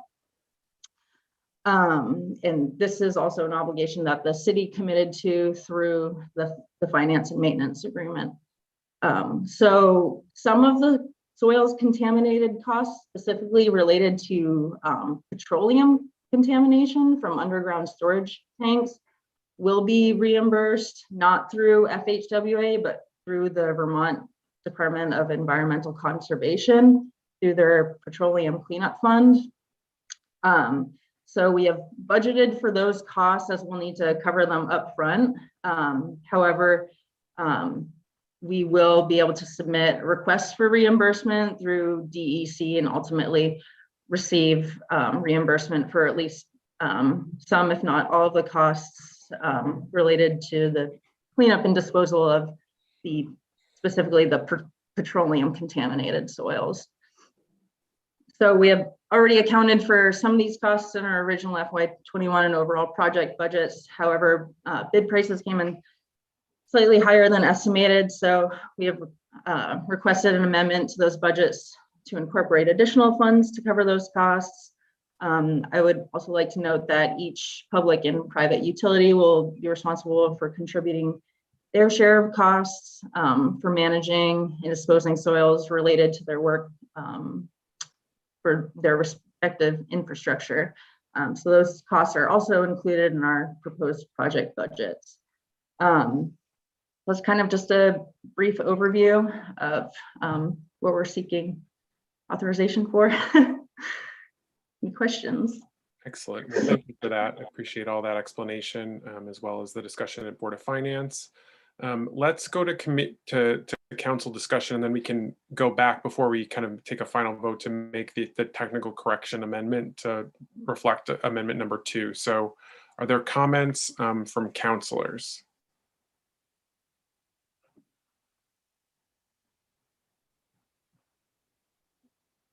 Okay, seeing none. Is there a councilor who could just please make the correction to the second part of the original motion? So on number 2 to reflect amendment number 2, is there a councilor who can make that correction? So moved. Okay, Councilor Hanson moves the correction to change it from amendment number 1 to amendment number 2, which is what it was supposed to be. Is there a second to that? Seconded by Councilor Mason. Any discussion? Okay, hearing none, let's go to a vote. All those in favor of the amendment to change it from number 1 to number 2, amendment number 2 that is, please say aye. Aye. Aye. Aye. Any opposed? Okay, hearing none, that passes unanimously, and we're back to the original motion as amended. Is there any further discussion on that motion? Okay, hearing none, let's go to a vote on that. All those in favor, please say aye. Aye. Aye. Any opposed? That motion carries unanimously. Okay, so we have passed that item. Thank you to city engineers. Great work on this. I know this was a very complex project and years in the making, so excited to see it move to construction in the coming year. We will go to our final item on deliberative for this meeting, which is an item having to do with a concession and lease agreement for the Spirit of Ethan Allen. Councilor Pine, may I please have a motion on that? Sure, I would move to approve and authorize that the city council approve and authorize the execution of a lease agreement with Green Mountain Boat Lines to perform a passenger boat tour service at the Burlington Harbor Marina, and for Green Mountain Boat Lines to compensate the city at the rates as stated in the lease annually for the use of space to operate a tour service, and to authorize Mayor Moreau Weinberger to execute the lease and any related documents needed to carry out the lease agreement, subject to the review of the city attorney's office. Okay, we have a motion. Is there a second? Seconded by Councilor Stromberg. Director White, could we just get a brief explanation from you on what this is regarding? Sure, I'm happy to, and I apologize. I'm usually in bed right now, so I told Director Shaw that I hope I make sense at 9 o'clock at night. I respect you guys for doing this every 2 weeks. So this is a lease for Spirit of Ethan Allen, who's been at the Burlington waterfront since 1984. They had requested a reduction in their fee for 2020. It's the first time in their history that they've asked for that, with the fact of their impacts to COVID. And in the process of reviewing their lease, it turns out I had mistakenly 2 years ago signed that lease, and it didn't go to council. Just a mistake on my end. I think, I'm not sure if it was because it was revenue end and not at expense end. But anyway, so we realized that error. So it's kind of we're having to go back to the original lease, which was in 2019, and get council approval, but with the amendment that takes into account a reduction in their lease for 2020, acknowledging the impacts of COVID, and then also putting back into place a percentage basis for the revenue share, which is what is used across the board for pretty much all our leases, rather than the flat rate fee. Okay. I think that captures it, but please ask questions if I didn't quite get that clear for you. Okay, thank you for that. I'll open the floor to councilors. Any comments or questions from councilors? Okay, seeing none, we'll go to a vote on this item. All those in favor, please say aye. Aye. Aye. Any opposed? That carries unanimously. Thank you for staying up with us, Director White. All right, that completes our deliberative agenda. We have just a couple more items on the main agenda, on the bigger agenda for the evening. So we'll go. We don't have any committee reports. While we don't have any committees yet. Was there, Councilor Mason? Did you have something that you wanted to offer? Yes, I just wanted to, the joint committee is holding a public hearing on the proposed short-term rental amendments or ordinance. That hearing is at 6:30 tomorrow. Thank you. You mean the joint committee between the Planning Commission and the Ordinance Committee?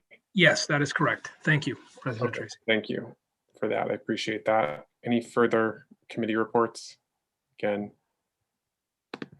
Okay. Any councilors wishing to speak to City Council General Affairs? Councilor Hightower.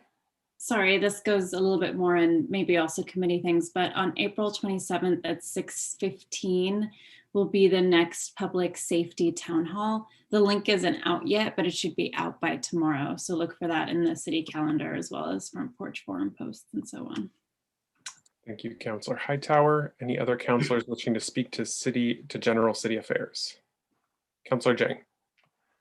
Yeah, thank you, President Tracy. I just wanted to talk about an international city issue. It's not an issue, but tomorrow, as you all know, the Muslim around the world will be celebrating Ramadan.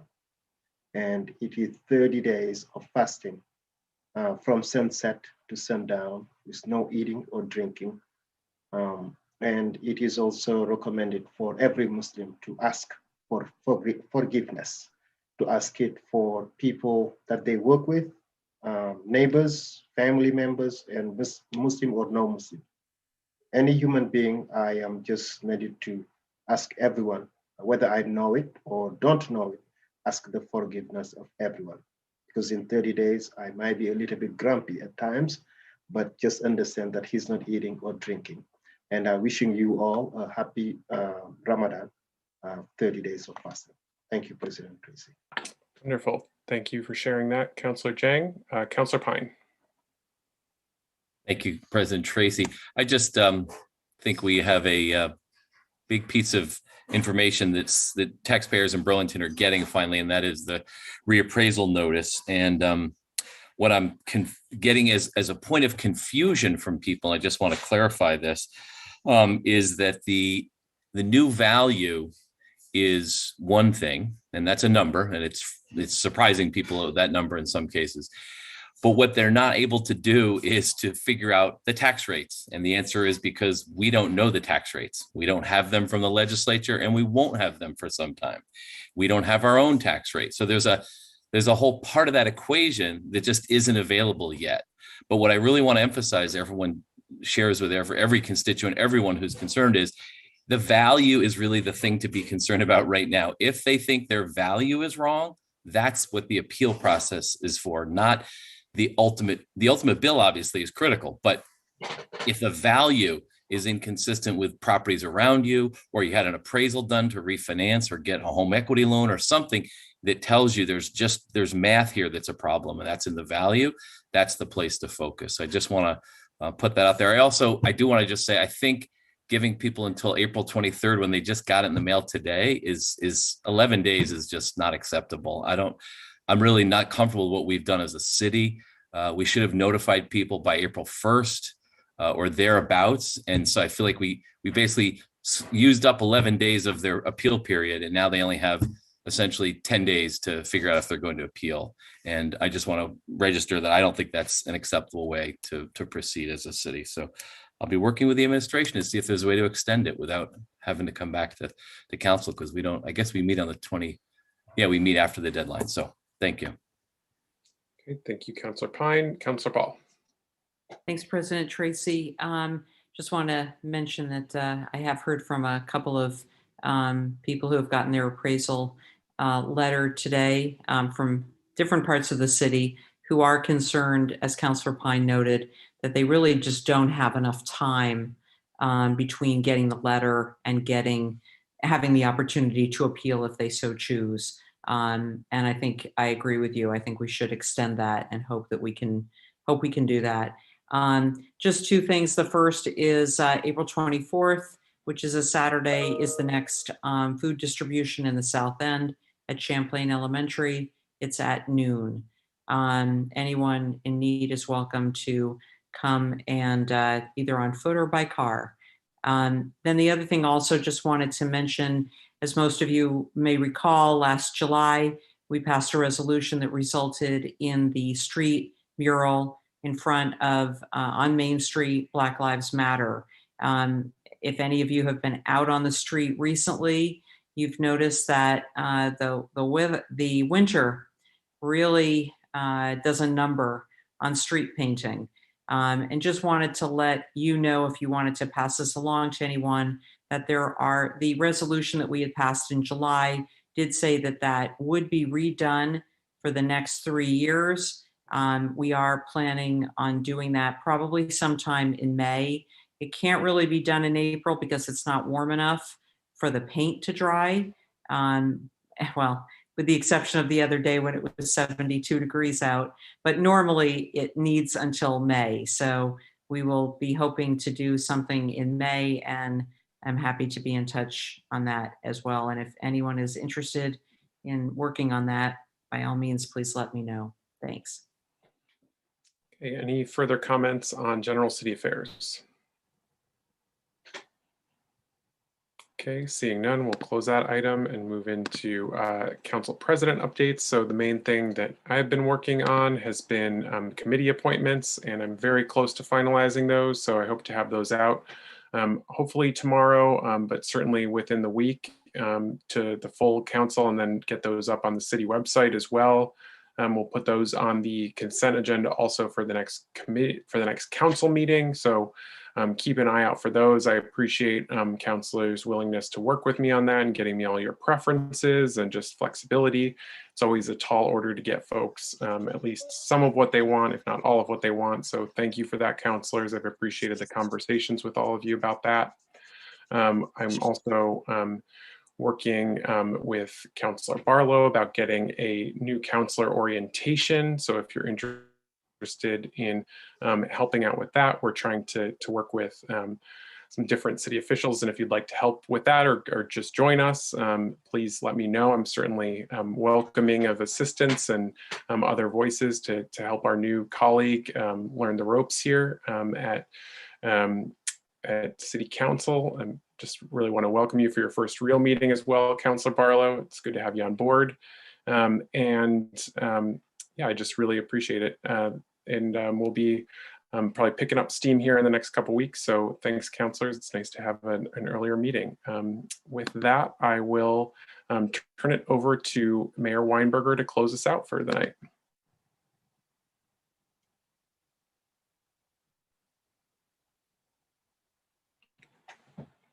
Mayor, are you with us? Yes, thank you, President Tracy. So I have three updates tonight. One is on charter changes. I just wanted the council to know that the process of turning charter changes into legislation is underway. Shortly after town meeting day, the city attorney's office transmitted formally all of the proposed charter change language to the Secretary of State. That language now has been transmitted, really brought to the Government Operations Committee in the House by Representative Chena in one bill.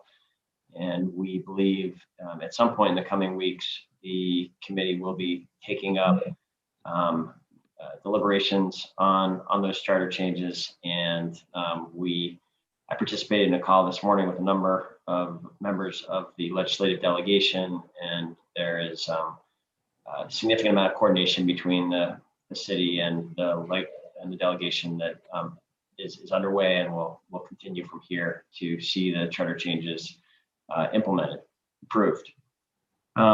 As several councilors noted, reappraisal communications have gone out to all Burlington taxpayers. Want to reiterate what was noted by councilors, that it's important that people understand these valuations are a component of the tax bill, but the additional component is the new rate, which will be a substantially lower rate than the municipal rate and school rate that payers were paying prior to the reappraisal. Overall, as has been stated, the charter requires that the revenue flowing from the reappraisal is revenue neutral. Some taxpayers will pay more, others will pay less. Overall, it will be a revenue neutral reappraisal. There is a website up now where you can check the valuations of all Burlington properties. And I have noted the requests made by councilors tonight regarding the deadline, and we'll have further conversations in the coming days with the assessor about the possibility of changing that April 23rd deadline. Finally, for those who were not at the Board of Finance tonight, I just bring to the council's attention that the administration has posted on board docs a memo about the budget process for this year, and would encourage councilors to check that out. It is a proposal at this point, and we're looking for further feedback from the Board of Finance in particular about the proposed process. As you will see, it really contemplates largely separating the FY22 budget process from the decision-making regarding the American Rescue Plan funds. There will be some overlap of those processes, but given the time that it will be before we expect final rules from the federal government, given the fact that our investments should be informed by the decisions that the state legislature makes between now and the end of their session, approximately 5 weeks from now, and given the fact that we have until the end of 2024 to fully invest these American Rescue Plan dollars, we are proposing seeing those decisions largely as on a separate, slightly longer time frame than the FY22 budget process decisions that need to be made by the end of June. So that memo is posted just this evening. Would welcome feedback from any councilors about that, and in particular, we'll be working with the Board of Finance to finalize that process in the coming days. That's what I have for tonight, President Tracy. Thanks for the opportunity to give these updates. Thank you, Mayor. With that, our meeting, a motion to adjourn is in order. So moved. Moved by Councilor Jang, seconded by Councilor Pine. Any discussion? Okay, all those in favor of adjournment, please say aye. Aye. Aye. Any opposed? That carries unanimously, and we are adjourned at 9:18. Thank you, everyone.